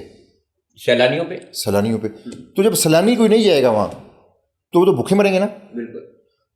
पाकिस्तान ये चाहता है भाई भारत में हिंदू मुसलमान हो जाए, तो जिससे उनको सपोर्टर मिल जाए, उनके संगठन मुसलमान शामिल हो जाएं और ये कह दिया जाए भी देखो भारत में आपके साथ अन्याय हो रहा है। उल्टा भारत को जो ये महसूस करना चाहिए भी मुसलमान पे या किसी पर भी अन्याय नहीं हो रहा। बाहर देशों में ये मैसेज आना चाहिए भाई यहाँ सभी लोग शांत रहते हैं, तो हमारा समर्थन तभी तो पूरी दुनिया में बढ़ेगा। देखो जो भारत के मुसलमान हैं या भारत की दूसरी कम्युनिटी हैं उनसे हमें फ़ायदा है, फ़ायदा लो उनसे। फ़ायदा ऐसे है, अगर अपने अरब कंट्री से बात करनी है तो अपने किसी मुसलमान को भेजते हैं। बिल्कुल। जब अरब कंट्री से अपने को कोई बात करनी होती है तो अपने ढूंढते हैं यार IAS में से कौन सा मुसलमान है, तो उनसे बात करके कोई फ़ायदा लो। अगर कोई ईसाई कंपनी देशों से बात करनी है तो अपने भी कोई ईसाई ढूंढ के वहाँ भेजते हैं, उनको महसूस लगे यार ये भी हमारे लोग हैं तो हमें यार इनसे डीलिंग कैसे करनी है। तो इस चीज़ का असर हुआ। अब युद्ध में भारत के साथ ईरान हमारे साथी है पक्का, ईरान हमारा पक्का साथी है क्योंकि हमारी बंदरगाह साझी है उसके साथ। तो ईरान में ने ये कहा भाई हम भारत के साथ हैं, क्योंकि उसको भारत की जो घटनाएं थी मीडिया ने वो देखती है ना, मीडिया ने तो माहौल बना रखा है। तो आज एक कोई हमारा कोई भारत का ही पता नहीं कोई मेजर कोई आर्या है पता नहीं क्या, उसने ईरान के विदेश मंत्री को सूर बोल दिया और ईरान ने कहा यार ये कौन बंदा है, आपको कोई अकल नहीं है। तो भारत को जवाब देना पड़ा भाई ये हमारा आदमी नहीं है, ये तो कोई भारत का एक आम नागरिक है, हमारी पोस्ट पे नहीं है कोई। तो लेकिन उनकी विचारधारा तो, और उसको फॉलो मोदी जी कर रहे हैं। मोदी जी कर रहे हैं। भाई जो आर्या है कोई, मैंने तो अभी भी सुना उसको, 2-4 दिन में उसकी बात आई है, मैंने फिर देखा उसको, तो मोदी जी उसको फॉलो कर रहे हैं। यार जिसको आप फॉलो कर रहे हो और वो ऐसे मैसेज पूरे भारत में दुनिया में दे तो हमारे साथ कौन सा देश खड़ा होगा, कौन सा देश खड़ा होगा। तो आज नहीं हुआ ना, तभी तो हम पीछे हुए। आज किसी भी देश ने हमें समर्थन नहीं दिया, चाहे वो यूरोपियन यूनियन हो, चाहे वो मुस्लिम कंट्रियां हों, चाहे वो कॉमरेड कंट्रियां हों, तीन विचारधाराएं हैं भारत दुनिया में, किसी भी विचारधारा ने हमें समर्थन नहीं दिया। और हुआ ये कि जो 1971 में पाकिस्तान को लेकर जो भारत की पोजीशन बनी हुई थी, जो गरिमा बनी हुई थी, वो ध्वस्त हो गई। नुकसान हुआ है। तो अब तक तो हम कह रहे थे हमने 2 टुकड़े कर दिए, हाँ, अब हमारे पास बोलने के लिए कुछ नहीं है। नुकसान हुआ है। बिल्कुल इस युद्ध में हमारी फोर्स ने वो कार्य किए जो महान कार्य थे। इस युद्ध में पाकिस्तान का कोई भी हमला भारत में नहीं होने दिया और हमारे ड्रोन्स ने, हमारी मिसाइलों ने पाकिस्तान का जबरदस्त नुकसान किया। तो लेकिन हम टेबल पे हार गए। टेबल पे युद्ध में तो हम जीते हैं, टेबल पे बैठे ही नहीं भाई साहब, टेबल पे कोई और नहीं बैठा और घोषणा भी किसी और ने की, टेबल पे कोई और बैठा। कई बार तुमने ये सोचते हैं यार हमने युद्ध की घोषणा ही नहीं की थी, युद्ध की ना घोषणा युद्ध की ना बंदी की। हाँ, तो बंदी की घोषणा कोई दूसरा कर रहा है, बाहर बैठा भाई, हमने तो वहाँ पे लड़ ही नहीं रहे, हम तो हमारा तो जो जवाब दिया हमने। हाँ, उन्होंने ये किया और हमने उनके जो आतंकवादी अड्डे थे वो डाल दिए, जो तो था ही ना हमारा। तो ट्रंप वहाँ बैठा बैठा कह रहा है भी सीज फायर, युद्ध बंद। अरे अब युद्ध हुआ ही नहीं तो बंद क्या हुआ। तो इससे नुकसान हुआ है और व्यापार के चक्कर में हुआ है, हकीकत जी व्यापार के चक्कर में हुआ। तो ट्रंप भारत को खराब करेगा, एक बार तो कर ही दिया, जितने इसके पास में जाएंगे और ज़्यादा करेगा। जो इससे सामने मुकाबला कर रहा है उसका ये कुछ नहीं कर रहा। भाई चाइना ने सामने कह दिया ना भाई जिस ढंग से तुम चलोगे उस ढंग से हम चलेंगे। चाइना का क्या कर लिया उसने, और कल राजीनामा हो गया ना चाइना से। 145% लगाया था टैरिफ, तो कल 30% पर राजीनामा हो गया। टैरिफ पे बड़े समझौते, टैरिफ 30% पे हो गया। जो 145 से लगाया था कल समझौता कर लिया 130, क्योंकि वो सामने से उसने आंखें दिखा दी बराबर। तो ये बात है, अपने जब व्यापार की बात करेंगे तो फिर राष्ट्र का सम्मान तो खत्म होगा। बिल्कुल बिल्कुल। एक वो वर्ग जो दलित, दमित, वंचित, शोषित, तमाम वो वर्ग, वो मजदूर वर्ग है, वो जो हम अब ये मानते हैं मोटा मोटा कि मुख्य धारा का जो समाज है उससे वो दूर रहा है हमेशा समय समय पे। और जो इस तरह के लोग हैं जिनके हाथ में पावर है, भले वो पॉलिटिक्स की पावर हो, भले पैसे की पावर हो, उनको दबा के रखा है हमेशा। क्या आपको नहीं लगता कि इन सालों में ये चीज़ें और बढ़ी है, ये खाई और बढ़ी हुई है? भले वो दलित आरक्षण पे मोदी जी ने कोशिश की हटाने की, लेकिन वो जब लोग एक हुए सड़कों पे उतरे तो पीछे हट गए। 2-3 मुद्दों पे तो हटे, वो किसानों पे हटे और दलितों वाले पे हटे। वो दूर रहे नहीं, समाज दूर रखा गया। हाँ, यही कह रहा हूँ मैं, उनको दूर रखा गया। देखो, जब तक संपूर्ण भारत में भेदभाव नहीं होगा, जब तक संपूर्ण भारत के लोगों को आपस में जाति धर्म से ऊपर उठकर इंसान नहीं समझेंगे, तो भारत विश्वगुरु कैसे बनेगा? विश्वगुरु तब बनेगा जब प्रत्येक उस आदमी के मन में आत्मविश्वास हो। अगर हम भी उसका आत्मविश्वास तोड़ देंगे तो दुश्मन तो फायदा उठाएगा ना। कमजोर कड़ी को ही तो छुड़ा जाता है। अब हमारा पाकिस्तान से युद्ध था तो हम क्या कह रहे थे? हम कह रहे थे हम बलूचिस्तान बना देंगे, बलूचिस्तान बना देंगे, क्योंकि वो कमजोर कड़ी थी ना, कमजोर कड़ी, पाकिस्तान के हिसाब से उनकी कमजोर थी, हमारे लिए वो फायदेमंद थी।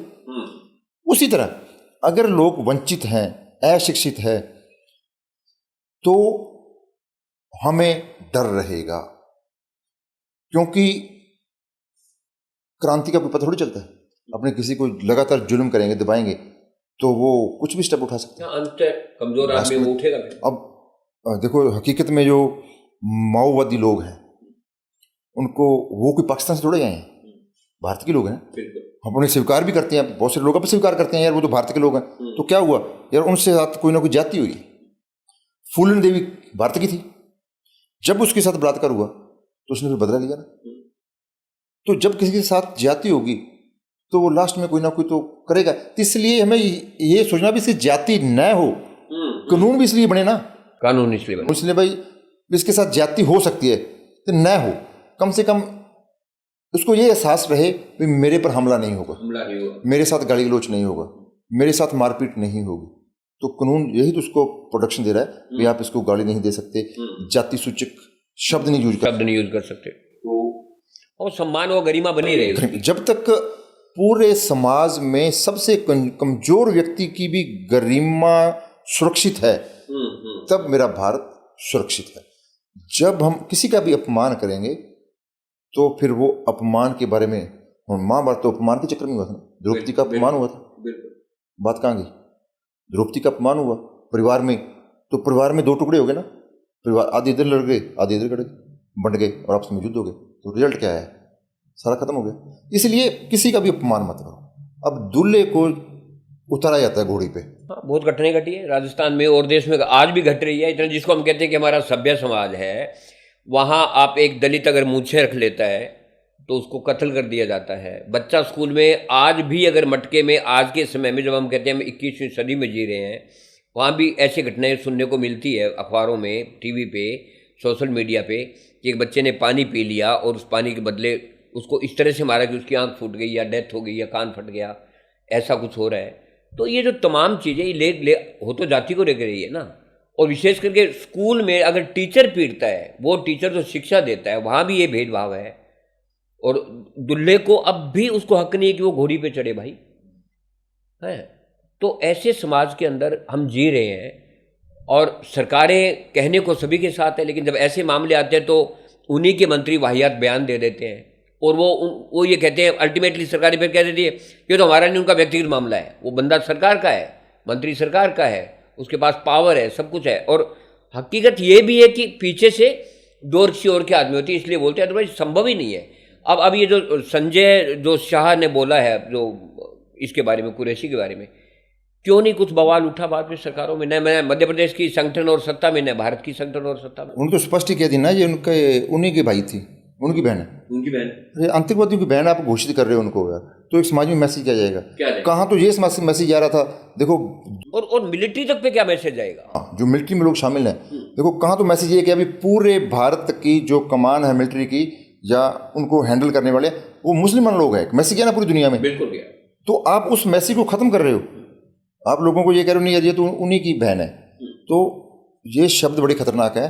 दलित समाज की बात करते हो, लोगों को, उन समाजों को जो दलित को घोड़ी से उतारते हैं, उनको मिलके ये बात तय करना है जब किसी दलित का शादी होगी, घोड़ी हम देंगे भाई आपको। बहुत अच्छे। अगर किसी गांव में दलित ने घोड़ी पे चढ़ना है तो वो समाज जो उसको उतारता है वो ये घोषणा करें भाई जब आप घोड़ी पे चढ़ोगे तो घोड़ी हम देंगे आपको, हमारे बैठ के साथ खाना खाओ। पानी के प्याऊ वो समाज लगाए दलित लोगों के लिए जो मटके से हाथ लगाने से दूर करता है। तो जब ऐसा माहौल बनेगा तो तभी जातिवाद बातों से थोड़ी खत्म हो जाएगी। बस अब उस देश में जहाँ पहला कानून मंत्री मतलब एक दलित थे और उन्होंने पूरे भारतवर्ष के पूरे समाज के लिए काम किया, है ना। आज वो उन्हीं के वंशज है, वो अगर ये चीज़ें ये दस झेल रहे हैं आज भी भेदभाव का, तो इससे बड़ा तो फिर काहे कि इस आज़ादी में उनको क्या मिला? आप एक काम करो, आप सफ़र कर रहे हो, ट्रेन पे जा रहे हैं, डिब्बे में 2-4 जगह बैठो आप, 50% घटनाएं ये होंगी जब तक साथ वाला आपकी जाति ना पता कर लेना वो टिकेगा नहीं। बिल्कुल आपका टिकेगा नाम नहीं। पूछेगा, बैठती कुछ बातचीत ही वहां से शुरू होगी। हाँ, कि आप गांव जाति पूछेगा, के- घुमा के, यार आप किस राज्य के हो, आपका नाम क्या है, पूरा नाम क्या है, हाँ, नाम अगर आपने अधूरा बता दिया तो जब तक जाति नहीं बताओगे तो पूरा नाम क्या है। पूरा नाम क्या है, क्या काम करते हो, फिर वो ढूंढेगा इसकी जाति क्या है। जाति क्या जब तक वो जाति का पता ना कर ले तो उसका कीड़ा ठंडा नहीं होगा, है। वो आपकी जाति पता करके ही रहेगा। तो ये हमारे खून में घुस गया है। ऑपरेशन धीरे धीरे होंगे, ऑपरेशन समाज के सभी लोग करेंगे, वो लोग करेंगे जो शिक्षा, देखो शिक्षक है, अगर वो सच में शिक्षा देने लग जाएं सही ढंग से तो बच्चों को शिक्षा मिल जाएगी। अगर वही भेदभाव करेंगे, मेरे पास उदाहरण है कि जो होशियार बच्चे थे उसकी पिटाई ऐसी की गई वो स्कूल छोड़ गए जातीय भेद के कारण। जाति की वजह। इससे बड़ा न्याय क्या होगा? उसको महसूस हुआ यार बच्चा उस परिवार से है, अब स्कूल नहीं आए, क्या क्या करें, पिटाई करो, बिना बात की पिटाई करो। एक दो उदाहरण तो मेरे पास ऐसे है, इसी बच्चे की ऐसी पिटाई गई, उसकी एक टांग रुकी हुई है, एक टांग रुक गई, कोई उसकी चोट लगी, तो आज भी वैसा ही है। कारण भाई हमारे मन में जहर है जातियों के प्रति, खास करके छोटी जातियों के प्रति, भाई ये आगे क्यों बढ़ रहे हैं। और यार जब क्योंकि वो वर्ग बहुत तेजी से आगे बढ़ रहा है। प्रकृति, यार प्राकृतिक तौर पर अगर कोई शख्स बुद्धि तेज है या कोई मेहनत कर रहा है तो आगे बढ़ेगा, क्यों नहीं बढ़ेगा। आप संभल दो उसको। अगर आज हमारे गांव का कोई आदमी आगे बढ़ रहा है तो एक गांव का थोड़ी बढ़ रहा है, पूरे भारत का आगे बढ़ रहा है, और वो गांव आगे बढ़ रहा है उसके माध्यम से। पूरा भारत आगे बढ़ रहा है। अच्छे लोग तो सभी जगह, इंटेलिजेंट लोग फोर्स में जाएंगे तो अच्छा काम करेंगे, इंटेलिजेंट लोग व्यापार करेंगे तभी तो हमारा देश आगे बढ़ेगा। अगर कुछ ही लोगों पर व्यापार का जिम्मेदारी कुछ लोगों के पास ही है तो वो कुछ लोगों के पास रह जाएगी। अगर कुछ लोग कहें भी हम ही लड़ना है, दूसरे नहीं लड़ेंगे, तो कब तक लड़ेंगे। तो कुछ लोग कहेंगे भी शिक्षा हम ही ले सकते हैं, सभी नहीं ले सकते। जो मनुस्मृति में था कि जो उच्च वर्ग है, जो ब्राह्मणवादी लोग हैं, वो वही जज होंगे, वही वकील होंगे, वही सारे फैसले उन्हीं के होंगे। बस वही बात, चीज तो वही आ रही है। अब हमने वापस वहां आ रहे हैं। अब यानी को हम संविधान है हमारे पास, लेकिन अंदर खाते जो चीजें हो रही है वहाँ एक मनुस्मृति वापस उभर के आ रही है। बिल्कुल आ रही है। अगर मनुस्मृति का विरोध स्वर्ण समाज सबसे ज्यादा करे तो कितनी बड़ी बात हो, बहुत बड़ी बात। अगर वो कहें यार कुछ इसमें ये गलत है, नहीं करनी चाहिए हमें, तो भारत गुलदस्ता ना बन जाए, भारत में जातिवाद खत्म हो जाए। तो अगर वही लोग किसी दलित समाज के दो बच्चों को शिक्षा दे दे, बहुत से लोग हैं, बिल्कुल कर रहे हैं, बहुत लोग हैं जो स्वर्ण समाज के हैं, वो दलित बच्चों को शिक्षा दे रहे हैं। और दलित समाज में भी इतने बड़े लोग बैठे हैं जो ऐसे ऐसे पदों पे बैठे हैं आज भी, और उनको ये भान ही नहीं होता, लेकिन कैसे न कैसे उनको ये भान करवा दिया जाता है कि आप कहाँ से हो। हाँ, इवन की मतलब मैंने देखे है उदाहरण कि दलित समाज की एक महिला या पुरुष बहुत बड़े पद पे है, और जाने के बाद पता चलता है कि यार ये तो दलित समाज से थी, कि यार लग तो नहीं रही थी, लग इन द सेंस कि उसको साफ सुथरे कपड़े पहनने का भी हक नहीं है, लग तो नहीं रही थी। अब वो लगना क्या है, मतलब ये जो लगना है वो मोदी जी वाली बात होगी कि कपड़े दे के पहचान लिया जाते हैं मुसलमानों को, तो ठीक उनको भी लग तो नहीं रही थी। तो मतलब ये हुआ कि वो जैसे किसान आंदोलन में हुआ था कि किसान बिरयानी खा रहे हैं जी, किसान तो बढ़िया कपड़े पहन के आ गए जी, उनको सूट बूट पहने हुए थे जी। अरे भाई वो मेहनती है, वो कमा रहा है तो खा रहा है, तो क्या वो जो हमारे आप ये कहो कि प्रेमचंद जी की कहानियों में जो दिखाया जाता था किसान को, क्या आज ही वही उम्मीद करते हैं 21वीं सदी में भी किसान वही रहेगा। तो यही दलितों के साथ को लग तो नहीं रही थी। अरे भाई लगने का मायने क्या हुआ, क्या वैसे ही रहे वो हमेशा? इसका मतलब क्या हुआ कि वो जो सुचितावाद है हमारे समाज में, उसकी जड़ें और ज़्यादा मजबूत हो रही है। हमारे पड़ोस में बोर्ड साहब की दुकान है, उनका जैन स्कूल कॉलेज है। मैंने कई बार देखा वो गरीब बच्चों को पढ़ा रहे हैं, स्वर्ण समाज के दलितों के बच्चों को पढ़ा रहे हैं, तो कितना बड़ा मैसेज है। वो महेश्वरी जी थे हमारे कॉलेज के लेक्चरर, उन्होंने शिक्षा संस्थान चलाई, तो वहाँ 80% बच्चे दलितों के हैं, और बने बड़े पदों पे गए हैं, बड़े पदों पे गए। और उन जो संस्था को चला रहे हैं उसमें मेरे हिसाब से ज़्यादा लोग स्वर्ण जाति के, तो वो दलित के बच्चों को पढ़ा रहे हैं। तो ऐसे मैसेज जाने चाहिए, ऐसे लोगों को अपने को भी उनको अप्रिशिएट करना चाहिए सभी को, जो समाज की एकता के लिए, वो समाज की एकता नहीं है, वो भारत की एकता है। वो भारत की एकता है। जब अपने ऐसा कोई कार्य करते हैं, वो ये नहीं सोचते भी अपने यार एक दलित समाज के बच्चे को पढ़ा रहे हैं, दलित समाज की मदद कर रहे हैं, वो पूरे भारत की मदद हो रही है। क्योंकि वो ही तो लोग हैं जो जब उनको महसूस हो गया भी हम सभी एक हैं, तो हम दृढ़ निश्चय मजबूती तभी तो भारत में आएगी। और वो आज के समय में सब जो मैं ये कहता हूँ कि मीडिया में इतनी पावर होगी, विशेष करके क्योंकि ये जिसको मुख्य धारा का मीडिया जो तथाकथित मुख्य धारा है वो तो बात ये ले जाता नहीं है बाहर। मान लो किसी दलित ने मूंछें अपनी ऊपर करी, उसको मार दिया गया, तो वो खबर पूरी दुनिया में फैली है, तो उसमें भारत की स्थिति क्या हुई? तब कौन सा डंका बजा, जिसको हम कहते हैं भारत का डंका बज रहा है, तब कौन सा डंका बजा, है ना? हमें उनको पता चल गया कि आज भी किस तरह के भेदभाव है। महिलाओं के साथ जो घटने घट रही है, रेप की इंडेक्स जिस तरह से ऊपर जा रहा है, तो हमें पता चल गया कि हमारी सोच महिलाओं के प्रति क्या है।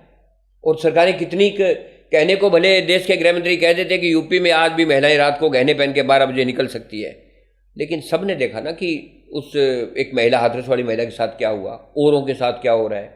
मंत्री तक इन्वॉल्व होते हैं ऐसी चीज़ों में बहुत सारे, उनके साथ क्या घट रहा है। कहाँ तो उसका पोस्टमार्टम होना था, कहाँ उसकी डेड बॉडी को शरेआम मीडिया के सामने जला दिया। मीडिया के सामने जला दिया। तो इससे बड़ी दुर्घटना क्या हो सकती है? इससे बड़ी घटना दुस्साहस। ओके, हद कर लो, हमने तो कर दिया, आप अब कर लो। यही भाव है भाई, हमने तो कर दिया, पावर है हमारे पास, हमने तो कर दिया, आपने जो होता आप कर लो। तो ये तब वर्ल्ड मीडिया में जो खबरें आती थी उसको ये भगत मानते नहीं है। तो अब भी देखो, इसे युद्ध हुआ तो मीडिया कहाँ पहुंच गया? इस्लामाबाद में कब्जा करवा दिया, लाहौर हमारा हो गया, कराची में हम पहुंच गए। तो भाई अब पता नहीं अब वापस आए हैं कि नहीं। इसी तरह बेलगाम क्या होगा मीडिया, और सरकार ने कोई स्टेप नहीं लिया। कुछ नहीं, उनको बंद करा देना चाहिए था चैनल। तो ये आप क्या कर क्या रहे हो? जबकि जो सही खबरें दिखा रहे थे, करीबन 30 बड़े चैनल, कौन से जो यूट्यूब में बहुत पॉपुलर चैनल थे, उनको आपने बंद कर दिया। हाँ, 4 PM मेरे हिसाब से बंद किया ना, 4 PM बंद कर दिया, और पुणे कुसुम वाजपेयी वाला चैनल गायब कर दिया, बंद कर दिया। तो इनके मन में अभी ठीक है, जब चोरी में हम जो भी करते रहे, अंधेरे में करते रहे, हमारी बात बाहर ना जाए, तो समझा लोग तो समझ जाते हैं, जिनको पता है ये करने वाले। अब लोग माइंड गेम भी होगी ना भाई। देखो भारत में बहुत सारे लोग ऐसे हैं जो पहले समझ लेते हैं अभी अब मोदी जी या ये अब ये होगा, अब ये होगा, तो एडवांस में समझ लेते हैं। हाँ, तो भले कुछ के अभी दबे सवरों में लोग चलो बाहर तो नहीं आ रहे, लेकिन जब ये तिरंगा, अब ये कह रहे हैं कि अब ये एक तिरंगा यात्रा होगी जी। किस मामले में? सारे पहलगाम को लेके, युद्ध को लेके, सारों को। तो भाई आपकी नीयत तो साफ पता चल गई ना। साथ में तो आप कह रहे हो हमारा युद्ध जारी है, साथ में आप विजय घोषणा कर रहे हो, विजयी घोषणा ही होगी तिरंगा यात्रा। तो कैसे कर सकते हो? और विजय स्वरूप आप एक यात्रा भी निकालोगे। तो अगर यात्रा निकालनी है तो उन शहीदों की तस्वीर लगा के निकालिए, उनको कहिए भी इन्हीं की वजह से हम जीते हैं, जो बेचारे जिनके जो लोग हमारे शहीद हो गए, उनकी फोटो लगाओ, उनको श्रद्धांजलि दो ना। कौन मना करता है? उससे वोट नहीं मिलेगा ना सर। हाँ, उसको वोट नहीं मिलेगा। वो फोटो तो मोदी जी की दी है। जब मोदी जी एक विदेश में एक दौरे पे होते हैं और वापस इसलिए आते हैं कि देश में ऐसी घटना घट गई, पहलगाम हो गया, और पहलगाम जाने की वजह से सीधा बिहार जाके आप अपनी चुनाव रैली करते हो, तो फिर बस वाली बात होगी ना। उसी बस पे सवार, आपके बस वाला उदाहरण हो गया, उसी बस पे सवार है, तो वो कैसे कहेंगे? उनको तो लग रहा है भी ठीक है, जिस बस पे हम सवार हैं वो भी उसी बस पे सवार है, तो हमें तो फायदा होने वाला है। तो इसमें लोगों को जागृत होना पड़ेगा। मान साहब, आप एजुकेशन इंस्टीट्यूट से जुड़े और लंबे समय तक, और वहाँ हर तरह के बच्चे भी आते थे, और शिक्षा को बहुत करीब से देखा आपने। स्टूडेंट लाइफ में आप छात्र संघ के अध्यक्ष रहे, उस वक्त आपने शिक्षा को लेके, छात्र संघ के छात्रों के अधिकारों के लिए आप लड़े, प्रबंधन से और लोगों से, पढ़ाई के पक्ष में हुए आप। वर्तमान में शिक्षा नीति में आपको क्या लगता है कि जो बच्चे आ रहे हैं, नए बच्चे आ रहे हैं, विशेष करके प्राइमरी से लेके और माध्यमिक तक के बच्चे हैं, क्या चेंज आना चाहिए पढ़ाई के अंदर? कि नई शिक्षा नीति को लोग बहुत कहते हैं कि उसमें ये है, वो है, बहुत सी खामियां है, कोई दो राय नहीं है, खामियां है, लेकिन फिर भी एक कुछ कॉमन चीज़ें क्या होनी चाहिए? पुरानी शिक्षा नीति हो चाहे नई हो, क्या लगे कि एक नई चीज़ है, उसके अंदर इसमें बदलाव आएगा बच्चे के अंदर, और समाज उन्हीं से बनेगा। पूरी दुनिया के जो शिक्षाविद हैं उनका एक मत ये है, प्रारंभिक शिक्षा बच्चे को उसकी मातृभाषा में मिलनी चाहिए। जो बच्चा अपनी मातृभाषा में सीखता है वो दूसरी भाषा में उतना नहीं सीखता। हमारे यहाँ क्या है, जो हम घर में भाषा बोलते हैं, चाहे हम पंजाबी बोलें, बागड़ी बोलें, राजस्थानी बोलें, कोई भी बोलें, पहले तो बच्चा उसको फॉलो करता है, उसके बारे में जानता है 3 साल 4 साल। जैसे स्कूल में जाता है उसको फिर आगे 2 भाषाएं दे दी जाती अलग नई भाषा मिल जाती है। हैं, 2 भाषा मिल जाती हैं। एक तो घर की भाषा, एक उसको हिंदी में मिल जाती है और एक उसको इंग्लिश मिल जाती है। आजकल नया ट्रेंड है भी एक भाषा और दे दो। जो बड़े स्कूल है ना, उनके मन में या एक जापानी और पढ़ा दो बच्चे को, जर्मन और पढ़ा दो, तो वो भी बच्चे को 5वीं क्लास में वो ठोक देते हैं। पहले तो बच्चा भाषा सीखेगा, फिर उस भाषा के अनुसार सोचेगा। 3 और 4 साल का बच्चा भाषा सीख जाता है घर में, जो उसके परिवार के सदस्य हैं उससे बात करते हैं, उसको वो समझ लेते हैं। अगर उसी में 5 साल तक बच्चे को शिक्षा दे दी जाए, 5 साल में बेसिक शिक्षा होती है, बेसिक शिक्षा, चीज़ों के बारे में छोटी मोटी जो अपने प्रोग्राम में प्रयोग करते हैं, उनका नाम, महीना, जनवरी, फरवरी, ये बच्चा सीख जाता है। हाँ सीख जाता है। तो उस समय तक तो बच्चे को भाई मातृभाषा में जब तक आप नहीं सिखाएंगे तब तक जो हमारी मॉरल है, देखो भाषा कोई खाली भाषा नहीं होती, उसमें पूरे समाज के रीति सभ्यता, पूरी संस्कृति उसी भाषा में होती है। अगर अपने दूसरी भाषा को सिखाएंगे तो नहीं समझ पाएगा, वो भाव नहीं आएंगे, सीख तो जाएगा लेकिन वो गहराई और वो भाव उसमें शामिल नहीं हो पाएंगे। इसलिए उस बच्चे को शुरू में उसकी मातृभाषा में कम से कम प्राइमरी तक उसकी मातृभाषा में बच्चे को मजबूत कर दो। और जितने भी वैज्ञानिक हैं, जितनी भी दुनिया में खोजें हुई हैं, क्या सारी पढ़ लिखने की है? पढ़ लिखने की, सही बात है। कोई डिग्री होल्डर थोड़े थे।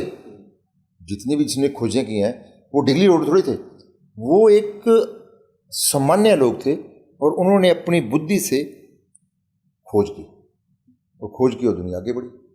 तो कई बार तो मैं ये महसूस करता हूँ भाई ये स्कूल हैं जिस ढंग से शिक्षा दे रहे हैं, वो बच्चे की प्रतिभा को खत्म करना वाला एक इंस्टीट्यूट है, जो बच्चे की असली प्रतिभा को खत्म कर देता है और अपने हिसाब से बच्चे को मशीन बना देता है आपके हिसाब से।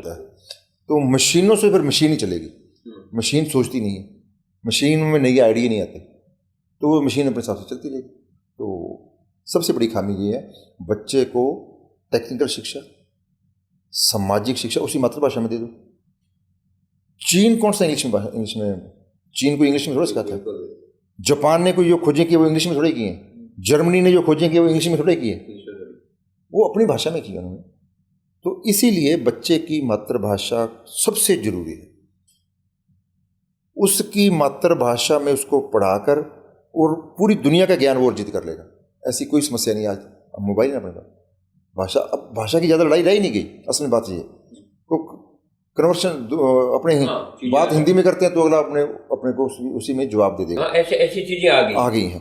तो लेकिन फिर भी अपने जो बच्चों की असली जो मातृभाषा अपनी है वो जरूर सिखाएं। बहुत सारे बच्चों को अपनी मातृभाषा का नहीं पता। आप एक काम कर लिए, गंगानगर में आप 50 बच्चों से पूछिए क्या आपकी मातृभाषा क्या है, 50 में से मैं आपसे गारंटी देता हूँ 30 बच्चे अपनी मातृभाषा नहीं बता ही नहीं पाएंगे, उनको पता नहीं होगा कि हमारी मातृभाषा क्या है। तो ये सबसे बड़ी हमारी एक त्रासदी है। टेक्निकल शिक्षा शुरू से देनी चाहिए। भारत, पूरी दुनिया में क्या हो रहा है वो ज्ञान उनको देना चाहिए। जो बच्चे को प्रोटेक्ट करते हैं रूल्स, वो अधिकार, उनके बारे में जो हमारे लॉ हैं वो बच्चे को 8वीं कक्षा तक दे देने चाहिए। 8वीं तक का बच्चा मैच्योर हो जाता है। लेकिन बहुत सारे अभी मेरे देखो कोर्स अपने देखेंगे तो उसमें बच्चों को अधिकार का कोई चैप्टर ही नहीं है। ऐसा कोई चैप्टर नहीं है जो बच्चे को ये दिखाए तो ये अधिकार हैं, ये हमारे कर्तव्य हैं। फंडामेंटल राइट्स कहीं जाकर मेरे हिसाब से 10वीं के बाद जाके बहुत आगे जाके और वही अगर साइंस ले लेगा तो मिलेगी नहीं, उसको मिलेगा नहीं। तो इसलिए बेसिकल शिक्षा बच्चे को जरूर देनी चाहिए। और कोई नौकरी लेना उद्देश्य थोड़ा ही होता है। हाँ, मेरा एक ये सवाल है, अंतिम सवाल मेरा यही है आपसे कि भले वो माँ बाप हो, भले वो टीचर हो, या इवन कि विद्यार्थी के दिमाग में भी भर देते हैं ये बात कि आपको नौकरी के लिए पढ़ना है, आपको ये बना। बच्चे से हम सवाल करते हैं आप पढ़ के क्या बनोगे, इंसान बनोगे, वो कोई नहीं पूछता, या बनेगा नहीं ये चिंता किसी को है। भले कलर की लग जाए लेकिन लगना चाहिए, नौकरी लगना चाहिए। ये जो थ्योरी है बच्चे को बड़ा करने की, अपब्रिंगिंग के साथ साथ उसकी सारा मैकेनिज्म बना देते हैं दिमाग में कि आपको ये बनना, और एक प्रेशर आता है बच्चे पे, डॉक्टर बनना है, वकील बनना है। मैंने डॉक्टर और वकील के चक्कर में बहुत से बच्चों को डिमोरलाइज होते हुए देखा है। सुसाइड, अंततः कोटा जिस तरह की जगह बनी पड़ी है, वहाँ पे जो घटनाएं घट रही है बच्चों की कब्रगाह बन गई ना, कब्रगाह बन गई। वो जो माँ बाप है उनका प्रेशर अलग है, साथ वाला एक बन गया तो बाकी 9 नहीं बने, तो वो उनको साथ वाले को देख देख के वो उस प्रेशर में आ जाएंगे। तो कहीं इंसान बनने के लिए नहीं, उसको मशीन बनने के लिए, उसको नौकर बनने के लिए ये चीज़, यही मैं सवाल आपसे मेरा था। अच्छा, पता क्या है, आम बच्चों को जब मिलते हैं, अपने बच्चों से मुलाकात होती है, तो पहले हम ये कहते हैं, बेटा आप अपने माँ बाप के, आज भी इकलौती इरादे हैं, 2 तो किसी के हैं भी, आप अपने माँ बाप के लिए बहुत महत्वपूर्ण हो। पहली बात, आप शिक्षा ले रहे हो और उसमें कुछ बनना चाहते हो, अच्छी बात है।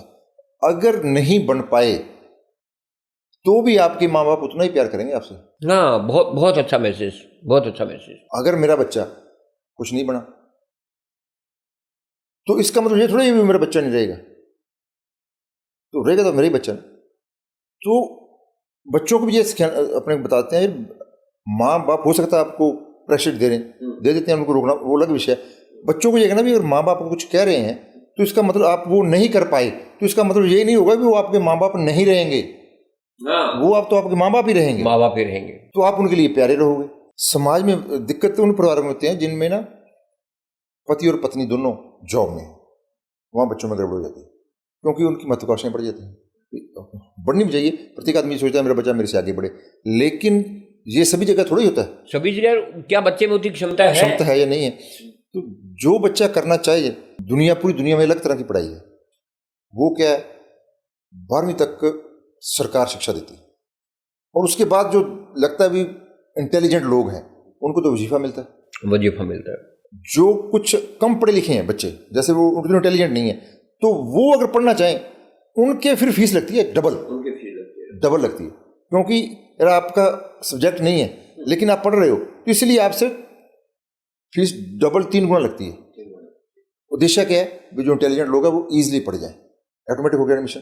जो कई लोग मन में इच्छा तो रखते हैं लेकिन वो कैपेबल नहीं है, तो ज़्यादा रुपये दे दो ना, अगर फालतू रुपए होंगे तो दे देंगे, अगर नहीं होंगे तो वो अपना कोई और रास्ता चुन लेंगे, और उनके रास्ते और बहुत हैं।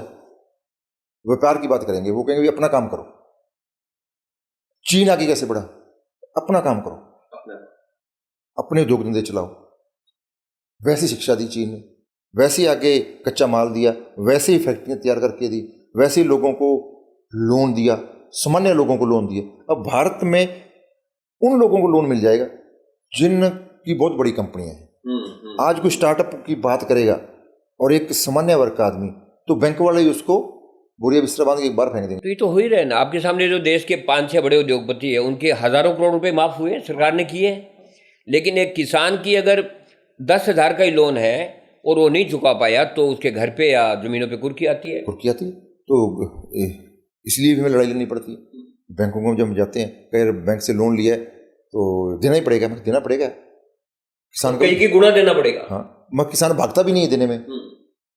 लेकिन 2 प्रक्रिया मत करो ना, अगर बड़े सेठ का लोन है उसका तो आप माफ करके कोई स्कीम लगा के तो उसको तो खाली कर देते हो, बरी कर दिया, तो इसको आप सजा दे रहे हो। इसके घर में पहले तो घर में जाके ढोल बजाते थे भाई साहब, बिल्कुल ढोल बजाते थे पहले, आज से मेरे हिसाब से 15-20 साल पहले ढोल बजा के, और उसके घर के आगे बताया जाता था कि ये ऋणी है बैंक का। हाँ, ये बैंक का ऋणी है, तो आत्मसम्मान पर चोट थी। तो ऐसा समाज ने ऐसा समय देखा है, चलो कम से कम अब उससे तो आगे बढ़े हैं, उससे कम से कम ये आगे बढ़े हैं अब हमारे किसान जो संगठन है वो कम से कम ये कार्य तो जरूर करते हैं कि आप किसी के घर पे नहीं जाओगे, आप किसी की ज़मीन कुर्क नहीं करोगे।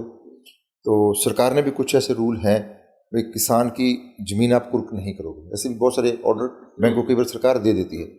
तो डेली की प्रैक्टिस है, जो कमज़ोर आदमी बेचारा उसको तो फिर वही बात आ जाती है, बड़े का कोई ना कोई लोग सहयोग भी कर देते हैं, कमज़ोर का कोई हाथ नहीं पकड़ता। तो इसलिए जो जितने भी संगठन किसानों के ज़्यादा बनेंगे वो अच्छी बात है।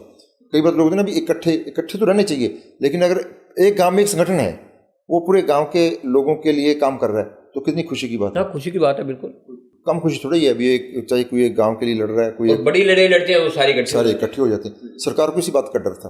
पंजाब और हरियाणा में संगठन है गाँवों में, तो इसीलिए तो सरकार पंजाब और हरियाणा को विशेष रूप से देखती है भी इन लोगों को ख़त्म कैसे करें, इन संगठनों को तोड़े कैसे, वो उस प्रक्रिया में लगी हुई है, क्योंकि वहाँ गांव-गांव में संगठन है। और हाँ, ऐसे उदाहरण देखने को मिले भी। अब जब वो किसान आंदोलन हुआ था तब कुछ संगठन टूटे भी। हाँ, कुछ टूटे, कोई सरकार की वजह से टूटे, सरकार ने भी अपने लोगों की घुसपैठ बीच में करवाई, भी कोई थोड़ी बड़ी क्रांति ना हो जाए भारत में, कोई ऐसा मैसेज पूरे भारत में चला गया तो जो सत्ता के बड़े बड़े अपने आप को समझते हैं अभी हमारा ही अधिकार है, तो वोट ना टूट जाए। तो इसलिए सरकार कोई ना कोई ऐसा कार्य किसान संगठनों के बीच में भी करती रहती है, आपस में उनको लड़वाने के लिए बहुत सारी नीतियाँ होती हैं। जब अधिकारी है, कई बार किसान संगठन है, कई बार 2 3 4 अलग हैं, तो अधिकारी क्या करेंगे, आपस में उनको फूट लड़ाने की कोशिश करेंगे, कह रहा आप उनके साथ मत मिलो, हम आपका काम कर देंगे, ऐसी बातें करते हैं।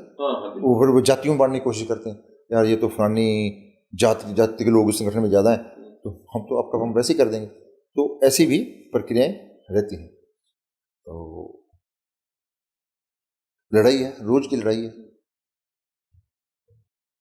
डे बाय डे स्टेप कोशिश करते हैं कि अच्छे दिन आए, समाज में एकता रहे, बच्चे आगे बढ़ें, हमारा पूरा भारत आगे बढ़े। तो ये थोड़ी हो सकता है पूरा भारत आगे बढ़ जाए और भारत के लोग पीछे हो जाएं, ये तो संभव नहीं है ना भाई। ये कैसे संभव है भाई?